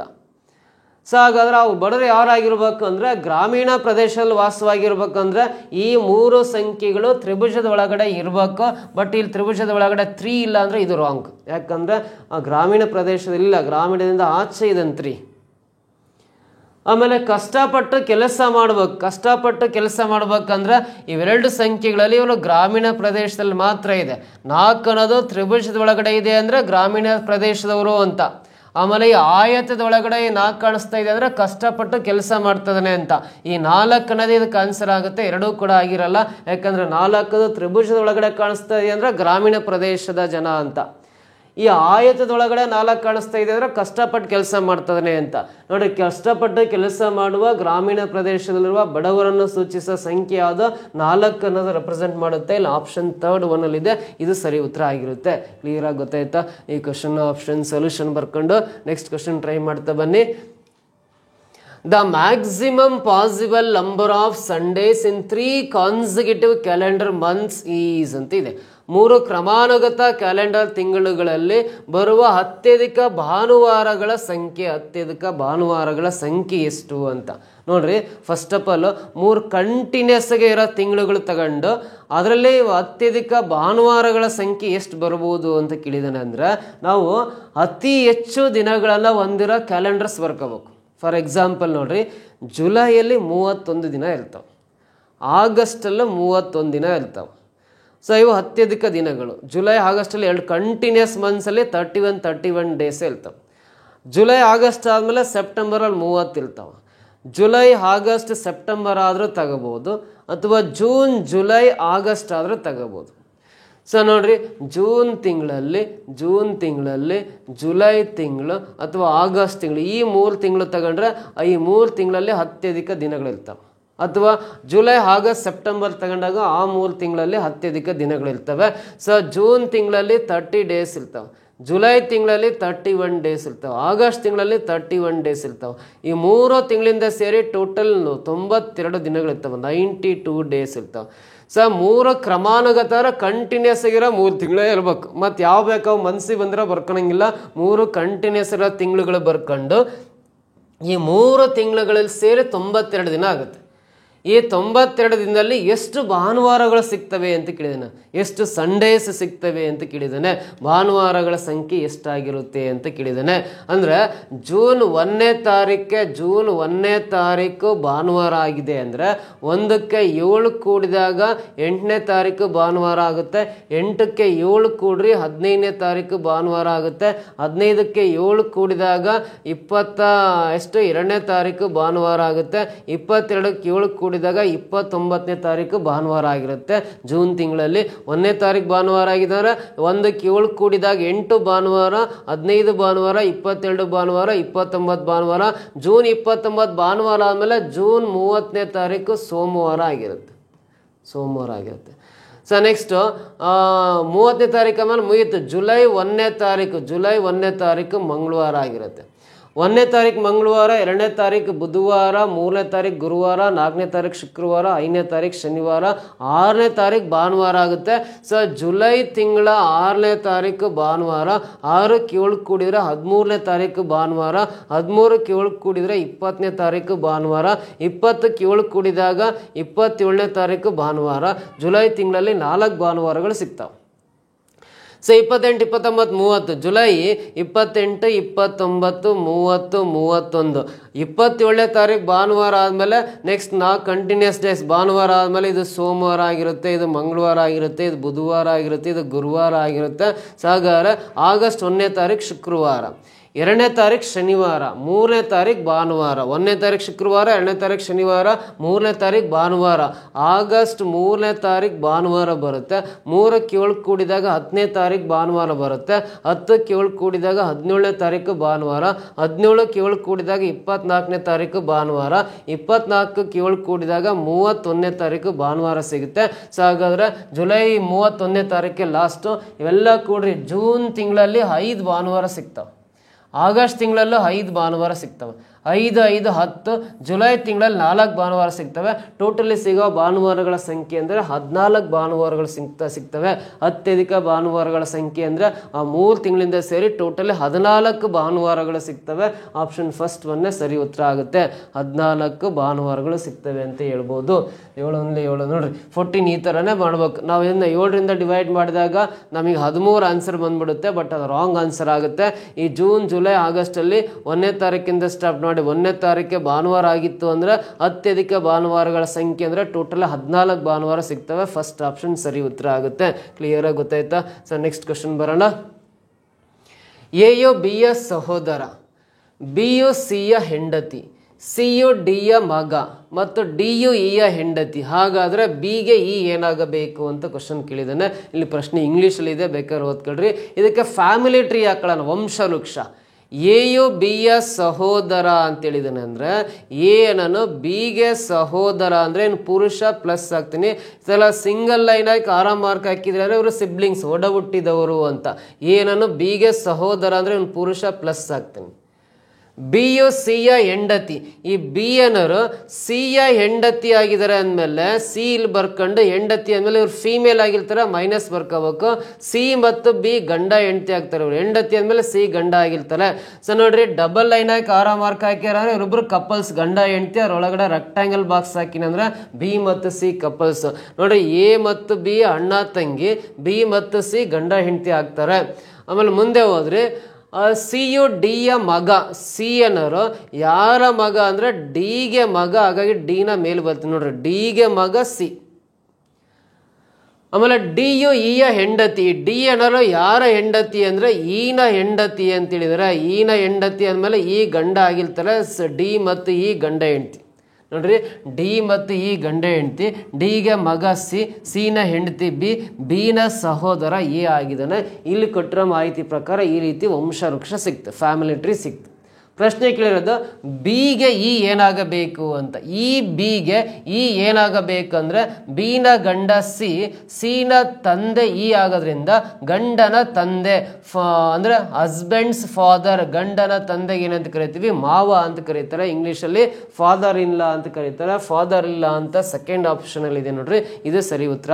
ಯಾಕಂದ್ರೆ ಬಿನ ಗಂಡ ಸಿ, ಸಿನ ತಂದೆ ಇ ಆಗೋದ್ರಿಂದ ಗಂಡನ ತಂದೆ ಏನು ಸಂಬಂಧ ಸಿಗುತ್ತೆ ಅಂದರೆ ಮಾವ ಅಂತ ಕರೀತಾರೆ, ಫಾದರ್ ಇನ್ ಲಾ ಅಂತ ಕರೀತಾರೆ. ಆಪ್ಷನ್ ಸೆಕೆಂಡ್ ಒನ್ ಸರಿ ಉತ್ತರ ಆಗಿರುತ್ತೆ. ಕ್ಲಿಯರ್ ಆಗಿ ಗೊತ್ತಾಯ್ತಾ? ನೆಕ್ಸ್ಟ್ ಕ್ವಶನ್ ಟ್ರೈ ಮಾಡ್ತಾ ಬನ್ನಿ. There are 7 numbers. Average of first 4 numbers is 4. Average of last 4 numbers is also 4. Average of all 7 numbers is 3. Find the 4th number ಅಂತ. ನೋಡಿ, 7 ಸಂಖ್ಯೆಗಳಿದ್ದಾವೆ ಅಂತ. ಸೊ 7 ಸಂಖ್ಯೆಗಳಂದರೆ ಸುಮ್ಮನೆ ನಾನು ಎಕ್ಸಾಂಪಲ್ ಆಗಿ A B C D E F G ಅಂತ 7 ಸಂಖ್ಯೆಗಳು ಅಂತ ಬರ್ಕೊಂತೀವಿ. 7 ಸಂಖ್ಯೆಗಳಿದ್ದಾವೆ ಅಂದ್ಕೊಳ್ಳೋಣ. ಮೊದಲ 4 ಸಂಖ್ಯೆಗಳ ಸರಾಸರಿ 4. ಫಸ್ಟ್ 4 ನಂಬರ್ಸ್ ಅಂದರೆ ಎ ಬಿ ಸಿ ಡಿ. ನಾವು ಮೊದಲ 4 ಸಂಖ್ಯೆಗಳಾದರೆ ಈ ಮೊದಲ 4 ಸಂಖ್ಯೆಗಳ ಸರಾಸರಿ 4 ಕೊಟ್ಟಿದ್ದಾನೆ ಅಂದರೆ ಮೊದಲ 4 ಸಂಖ್ಯೆಗಳ ಮೊತ್ತ ಕಂಡಿಡ್ಕೊಳ್ಳೋಣ. 4 ಸಂಖ್ಯೆಗಳ ಸರಾಸರಿ 4 ಇಂಟು 4 ಸಂಖ್ಯೆಗಳಂದರೆ 4 ಇಂಟು 4 ಗುಣಾಕಾರ ಮಾಡಿದ್ರೆ 16 ಬರುತ್ತೆ. ಸರಾಸರಿ 4, ಇಲ್ಲೂ 4 ಇರೋದ್ರಿಂದ 4 ಇಂಟು 4 16. 16 ಅನ್ನೋದು ಏನಾಗಿರುತ್ತೆ ಅಂದರೆ ಈ ಮೊದಲ 4 ಸಂಖ್ಯೆಗಳನ್ನ ಕೂಡಿದಾಗ ಬರ್ತಕ್ಕಂಥ ಮೊತ್ತ. ಇವು 4 ಸಂಖ್ಯೆನ ಕೂಡಿದಾಗ 16 ಬರುತ್ತೆ ಅಂತ. ಕೊನೆಯ 4 ಸಂಖ್ಯೆಗಳ ಸರಾಸರಿ 4 ಅಂತ ಕೊಟ್ಟಿದ್ದಾನೆ. ಕೊನೆಯ 4 ಸಂಖ್ಯೆಗಳಂದ್ರೆ 1 2 3 4. ಈ ಕೊನೆಯ 4 ಸಂಖ್ಯೆಗಳಂದ್ರೆ ಡಿ ಅನ್ನೋದು 2ರಲ್ಲೂ ಸೇರ್ಕೊಂಡುತ್ತೆ. ಕೊನೆಯ 4 ಸಂಖ್ಯೆಗಳ ಸರಾಸರಿ ಕೂಡ 4 ಕೊಟ್ಟಿದ್ದಾನೆ ಅಂದರೆ ಕೊನೆಯ 4 ಸಂಖ್ಯೆಗಳ ಮೊತ್ತ ಅಂದರೆ ಸರಾಸರಿ 4 ಇಂಟು 4 ಸಂಖ್ಯೆಗಳಂದ್ರೆ 16 ಬರುತ್ತೆ. ಮೊದಲ 4 ಸಂಖ್ಯೆಗಳು ಕೂಡಿದಾಗಲೂ 16 ಬರುತ್ತೆ ಮೊತ್ತ. ಕೊನೆಯ 4 ಸಂಖ್ಯೆಗಳು ಕೂಡಿದಾಗಲೂ ಮೊತ್ತ 16 ಬರುತ್ತೆ. ಸೊ ಇವೆಲ್ಲ ಕೂಡಿದಾಗ ಟೋಟಲ್ ಎಷ್ಟಾಯಿತು? 32 ಆಯಿತು. ಇಲ್ಲಿ ಡಿ ಅನ್ನೋದು ರಿಪೀಟೆಡ್ ನಂಬರ್, 2ರಲ್ಲೂ ಇದೆ. ಇವಾಗ ಈ 7 ಸಂಖ್ಯೆಗಳ ಸರಾಸರಿ ಎಲ್ಲ 7 ಸಂಖ್ಯೆಗಳ ಸರಾಸರಿ 3 ಕೊಟ್ಟಿದ್ದಾನೆ ಅಂದ್ರೆ ಎಲ್ಲ 7 ಸಂಖ್ಯೆಗಳ ಸರಾಸರಿ 3 ಕೊಟ್ಟಿದ್ದಾನೆ ಅಂದ್ರೆ ಆ 7 ಸಂಖ್ಯೆಗಳ ಮೊತ್ತ ಕಂಡುಹಿಡಿಯೋಣ. ಸರಾಸರಿ 3 × 7 3 7 ಎಷ್ಟು ಅಂದ್ರೆ 21 ಬರುತ್ತೆ. 3 7 21 ಬರುತ್ತೆ. ಸೊ ಹಾಗಾದ್ರೆ ಈ 32ರಲ್ಲಿ ಆ 7 ಸಂಖ್ಯೆಗಳ ಮೊತ್ತ 21ನ್ನ ಮೈನಸ್ ಮಾಡಿದಾಗ ಎಷ್ಟು ಸಿಗುತ್ತೆ? 11 ಸಿಗುತ್ತಲ್ಲ. 11 ಅನ್ನೋದು ಈ 4ನೇ ಸಂಖ್ಯೆ ಡಿ ಜಾಗದಲ್ಲಿ 11 ಇರುತ್ತೆ ಅಂತ ಅರ್ಥ. ಡಿ ಪ್ಲೇಸ್ ಅಲ್ಲಿ ಎಷ್ಟಿರುತ್ತೆ? 11 ಇರುತ್ತೆ. ಆಪ್ಷನ್ 3 ಸರಿ ಉತ್ತರ ಆಗುತ್ತೆ. 4ನೇ ಸಂಖ್ಯೆಯನ್ನು ಕಂಡುಹಿಡಿಯಲಿ ಅಂದ್ರೆ ಡಿ ಅನ್ನೋದೇ 4ನೇ ಸಂಖ್ಯೆ. ಇವೆರಡು ಡಿಫ್ರೆನ್ಸ್ ಮಾಡ್ರಿ. 37 21 ಕಳಿರಿ ಆ ಡಿ ಅನ್ನೋದು 11 ಆಗಿರುತ್ತೆ 4ನೇ ಸಂಖ್ಯೆ ಅಂತ ಹೇಳ್ಬೋದು. ಕ್ಲಿಯರಾ? ನೆಕ್ಸ್ಟ್ ಕ್ವಶನ್ ಟ್ರೈ ಮಾಡ್ತಾ ಬನ್ನಿ. Find the missing number in the given square ಅಂತ ಇದೆ. ಚಿತ್ರದಲ್ಲಿ ಬಿಟ್ಟು ಹೋದ ಸಂಖ್ಯೆ ಪತ್ತೆ ಮಾಡಿ ಅಂತ. ಈ ಒಂದು ಚಿತ್ರದಲ್ಲಿ ಒಂದು ಸಂಖ್ಯೆ ಮಿಸ್ ಆಗಿದೆ. ಇಲ್ಲಿ ಮಿಸ್ ಆಗಿರೋ ನಂಬರ್ ಯಾವುದು ಅಂತ. ಈ ಟೇಬಲಲ್ಲಿ ಕೆಲವೊಂದು ನಂಬರ್ಸ್ ಕೊಟ್ಟಿದ್ದಾನಲ್ಲ, ಇದು ರೋ ವೈಸ್ ಅಥವಾ ಕಾಲಮ್ ವೈಸ್, ಅಡ್ಡ ಸಾಲ ಆಗಿರ್ಬೋದು ಅಥವಾ ಕಂಬ ಸಾಲ ಆಗಿರ್ಬೋದು. ಸೊ ಅಡ್ಡ ಸಾಲಲ್ಲಿ ಕೆಲವೊಂದು ಟೈಮ್ ಲಾಜಿಕ್ ಕೊಟ್ಟಿರ್ತಾನೆ, ಕೆಲವೊಂದು ಟೈಮ್ ಕಂಬ ಸಾಲಲ್ಲಿ ಕೊಟ್ಟಿದ್ದಾನೆ. ಇದನ್ನು ಕಂಬ ಸಾಲಲ್ಲಿ ಲಾಜಿಕ್ನ ಟೆಸ್ಟ್ ಮಾಡಿರಿ. 25 + 15 20 + 20 ಈ 3 ಸಂಖ್ಯೆಗಳನ್ನು ಕೂಡಿದಾಗ 40 ಬರುತ್ತೆ. ಮೊದಲ ಕಂಬ ಸಾಲಿನ ಎಲ್ಲ ಸಂಖ್ಯೆಗಳನ್ನು ಕೂಡಿ 40 ಬರುತ್ತೆ. ಅದೇ ರೀತಿ ಎರಡನೇ ಕಂಬ ಸಾಲಿನ ಈ 3 ಸಂಖ್ಯೆಗಳನ್ನು ಅಡಿಷನ್ ಮಾಡೋಣ. 25 + 10 35 35 + 5 ಅಂದರೆ ಈ ಎಲ್ಲ ಸಂಖ್ಯೆಗಳನ್ನು ಕೂಡಿದಾಗಲೂ ಕೂಡ 40 ಬರ್ತಾ ಇದೆ. 40 ಬಂದಿದೆ ಅಂದರೆ ಈ 3 ಸಂಖ್ಯೆಗಳನ್ನು ಕೂಡಿದಾಗಲೂ 40 ಬರಬೇಕು. 18 + 12 30 30ಕ್ಕೆ ಇಲ್ಲಿ ಎಷ್ಟು ಕೊಡಬೇಕು? 10ನ್ನ ಕೂಡಿದಾಗ 40 ಆಗೋದ್ರಿಂದ ಈ ಕ್ವಶನ್ ಮಾರ್ಕ್ ಪ್ಲೇಸಲ್ಲಿ ಬರೋ ಸಂಖ್ಯೆ 10 ಆಗಿರುತ್ತೆ ಅಂತ ಹೇಳ್ಬೋದು. 10 ಅನ್ನೋದು 2ನೇ ಆಪ್ಷನಲ್ಲಿದೆ. This is the answer. Clear ಆಗಿ ಗೊತ್ತಾಯ್ತಾ? ನೆಕ್ಸ್ಟ್ ಕ್ವಶನ್ ಟ್ರೈ ಮಾಡ್ತಾ ಬನ್ನಿ. Find the missing term of the series. ಬಿಟ್ಟು ಹೋದ ಸಂಖ್ಯೆಯನ್ನು ಕಂಡುಹಿಡಿಯಿರಿ ಅಂತಿದೆ. ಈ ಸರಣಿಯಲ್ಲಿ ಒಂದು ಸಂಖ್ಯೆ ಬಿಟ್ಟು ಹೋಗಿದೆ. ಈ ನಂಬರ್ ಸೀರೀಸಲ್ಲಿ ಒಂದು ಸಂಖ್ಯೆ ಮಿಸ್ ಆಗಿದೆ. ಮಿಸ್ ಆಗಿರೋ ನಂಬರನ್ನು ಫೈಂಡ್ ಔಟ್ ಮಾಡಬೇಕು. ಕೊಟ್ಟರ ಸಂಖ್ಯಾ ಸರಣಿ ನೋಡ್ರಿ 2 7 17 32 ಕ್ವಶನ್ ಮಾರ್ಕ್ 77 ಇದೆ ಅಂದರೆ ಇದು ಅಸೆಂಡಿಂಗ್ ಆರ್ಡರ್ ಇದೆ. ಏರಿಕೆ ಕ್ರಮ ಆರೋಹಣ ಕ್ರಮದಲ್ಲಿದೆ ಅಂದರೆ ಅಡಿಷನ್ ರೂಲ್ ಚೆಕ್ ಮಾಡ್ತಾ ಹೋಗೋಣ. 2ರ ಸಂಖ್ಯೆ 7 ಆಗ್ಬೇಕಂದ್ರೆ 2ಕ್ಕೆ 5ಅನ್ನು ಕೂಡಿದಾಗ 7 ಬರುತ್ತೆ. 2 + 5 ಅಂದರೆ ಮುಂದಿನ ಸಂಖ್ಯೆ 7 ಬರುತ್ತೆ. ಈ 7ಕ್ಕೆ ನೆಕ್ಸ್ಟ್ ಸಂಖ್ಯೆ 10ಅನ್ನು ಕೂಡಿದಾಗ 7 + 10 ಅಂದರೆ 17 ಬಂದಿರುತ್ತೆ. ಈ 17ಕ್ಕೆ ಮುಂದಿನ ಸಂಖ್ಯೆ ನೋಡ್ರಿ 17ಕ್ಕೆ 15ಅನ್ನು ಕೂಡಿದಾಗ ಗೊತ್ತಿಲ್ಲ ಅಂದ್ರೆ 32ರಲ್ಲಿ 17 ಮೈನಸ್ ಮಾಡ್ರಿ, ಇಲ್ಲಿ 15 ಬರುತ್ತೆ. 15ಅನ್ನು ಕೂಡಿದಾಗ 32 ಬರುತ್ತೆ. ಸೊ ಇಲ್ಲಿ ನೋಡ್ರಿ 5 10 15 ಆದ್ಮೇಲೆ ಈ ಗ್ಯಾಪಲ್ಲಿ ಮುಂದಿನ ಸಂಖ್ಯೆ 20ನ್ನ ಕೂಡಬೇಕು ಅಂತ ಆ ಲಾಜಿಕ್ ಗೊತ್ತಾಗುತ್ತೆ. ನೆಕ್ಸ್ಟ್ ಗ್ಯಾಪಲ್ಲಿ 25ನ್ನ ಕೂಡಬೇಕು ಅಂತ ಒಂದು ಪ್ಯಾಟ್ರನ್ ಸಿಗುತ್ತೆ. 5 1 5 5 2 10 5 3 15 5 4 20 5 5 25. ಈ 32ಕ್ಕೆ 20ನ್ನ ಕೂಡಿದಾಗ ಇಲ್ಲಿ ಎಷ್ಟಾಗುತ್ತೆ? 52 ಆಗುತ್ತೆ. 52 + 25 ಅಂದರೆ ಮುಂದಿನ ಸಂಖ್ಯೆ 77 ಕರೆಕ್ಟ್ ಆಗೋದ್ರಿಂದ ಈ ಕ್ವಶನ್ ಮಾರ್ಕ್ ಪ್ಲೇಸಲ್ಲಿ ಬರೋ ಸಂಖ್ಯೆ 52 ಸೆಕೆಂಡ್ ಆಪ್ಷನಲ್ಲೇ ಸರಿ ಇದೆ ಅಂತ ಹೇಳ್ಬೋದು. ಕ್ಲಿಯರ್ ಆಗಿ ಗೊತ್ತಾಯ್ತಾ? ಸೊ ನೆಕ್ಸ್ಟ್ ಕ್ವಶನ್ ಟ್ರೈ ಮಾಡ್ತಾ ಬನ್ನಿ. If the distance covered by A motor cycle in 1 litre of petrol is 45 kilometre, the distance covered by this motor cycle in 3 2 litres of petrol is ಅಂತ ಇದೆ. ನೋಡ್ರಿ, ಒಂದು ದ್ವಿಚಕ್ರ ವಾಹನ 1 ಲೀಟರ್ ಪೆಟ್ರೋಲ್ಗೆ 45 ಕಿಲೋಮೀಟರ್ ದೂರ ಹೋಗ್ಬಲ್ದು ಅಂತ. ಫ್ಯೂಯಲ್ ಎಫಿಷಿಯನ್ಸಿ ಅಂತ ಕರಿತೀವಲ್ಲ, 1 ಲೀಟರ್ ಪೆಟ್ರೋಲ್ ಹಾಕ್ಸಿದ್ರೆ ಒಂದು ಮೋಟರ್ ಸೈಕಲ್ 45 ಕಿಲೋಮೀಟರ್ ದೂರ ಹೋಗುತ್ತೆ ಅಂತ. ಹಾಗಾದರೆ ಅದೇ ಮೋಟರ್ ಸೈಕಲ್ 3 2/9 ಲೀಟರ್ ಪೆಟ್ರೋಲ್ಗೆ ಎಷ್ಟು ದೂರ ಹೋಗುತ್ತೆ ಅಂತ ಕೇಳಿದ್ದಾನೆ. ಸೊ ಇಲ್ಲಿ 3 2/9 ಲೀಟರ್ ಪೆಟ್ರೋಲ್ ಅಂತ ಹೇಳಿದನಲ್ಲ, ಇದು ಮಿಶ್ರ ಭಿನ್ನರಾಶಿಯಲ್ಲಿರೋದ ವಿಷಮ ಭಿನ್ನರಾಶಿ ಕನ್ವರ್ಟ್ ಮಾಡ್ರಿ. ಮಿಕ್ಸ್ಡ್ ಫ್ರಾಕ್ಷನಿಂದ ಇಂಪ್ರಾಪರಿ ಕನ್ವರ್ಟ್ ಮಾಡ್ರಿ. 9 3 27 27ಕ್ಕೆ 2ಅನ್ನು ಕೂಡಿದಾಗ 29 ಬರುತ್ತೆ. /9 ಬರ್ಕೊಂಡು 1 ಲೀಟ್ರಿಗೆ 45 ಕಿಲೋಮೀಟರ್ ದೂರ ಹೋಗುತ್ತೆ ಅಂದರೆ ಇಷ್ಟಕ್ಕೆ ಎಷ್ಟು ದೂರ ಹೋಗುತ್ತೆ ಅಂದರೆ × 45 ಹಾಕೊಂಡು ಸಿಂಪ್ಲಿಫೈ ಮಾಡ್ಬೇಕಷ್ಟೆ. 9 1 9 5 45 ಕ್ಯಾನ್ಸಲು, 5 9 45 ದಶಕ 4 ಇರುತ್ತೆ ಕ್ಯಾರಿ, 5 2 10 + 4 14 ಬರುತ್ತಲ್ಲ, 145 ಕಿಲೋಮೀಟರ್ ದೂರ ಹೋಗುತ್ತೆ. 3 2/9 ಲೀಟರ್ ಪೆಟ್ರೋಲ್ಗೆ ಆ ಮೋಟರ್ ಸೈಕಲ್ ಎಷ್ಟು ದೂರ ಹೋಗುತ್ತೆ ಅಂದರೆ 145 ಕಿಲೋಮೀಟರ್ ದೂರ ಹೋಗುತ್ತೆ. ಆಪ್ಷನ್ ಸೆಕೆಂಡ್ ಒನ್ನಲ್ಲಿದೆ. ದಿಸ್ ಇಸ್ ದ ಆನ್ಸರ್ ಆಗುತ್ತೆ. ನೋಡಿ, ಈ ಥರ ಎಲ್ಲ ಪ್ರಶ್ನೆಗಳು, ಎಲ್ಲ ಥರ ಡಿಫ್ರೆಂಟ್ ಟೈಪ್ ಪ್ರಶ್ನೆಗಳನ್ನು ಸಾಲ್ವ್ ಮಾಡೋ ವಿಧಾನಗಳನ್ನು ಹೇಳ್ಕೊಟ್ಟಿದ್ದೇನೆ. ಸೊ ಈ ವಿಡಿಯೋ ಇಷ್ಟ ಆಗಿದ್ರೆ ಒಂದು ಲೈಕ್ ಮಾಡಿ, ಕಮೆಂಟ್ ಮಾಡಿ. ನಿಮ್ಮ ಎಲ್ಲ ಫ್ರೆಂಡ್ಸ್ಗೂ ಗ್ರೂಪ್ಸಿಗೆಲ್ಲ ಶೇರ್ ಮಾಡ್ತಾ ಬನ್ನಿ. ನೆಕ್ಸ್ಟ್ ಕ್ಲಾಸಲ್ಲಿ ಮತ್ತೆ ಇನ್ನೂ ಬೇರೆ ರೀತಿಯ ಪ್ರಶ್ನೆಗಳೊಂದಿಗೆ ನಿಮ್ಮ ಮುಂದೆ ಬರ್ತೀನಿ. Thank you so much.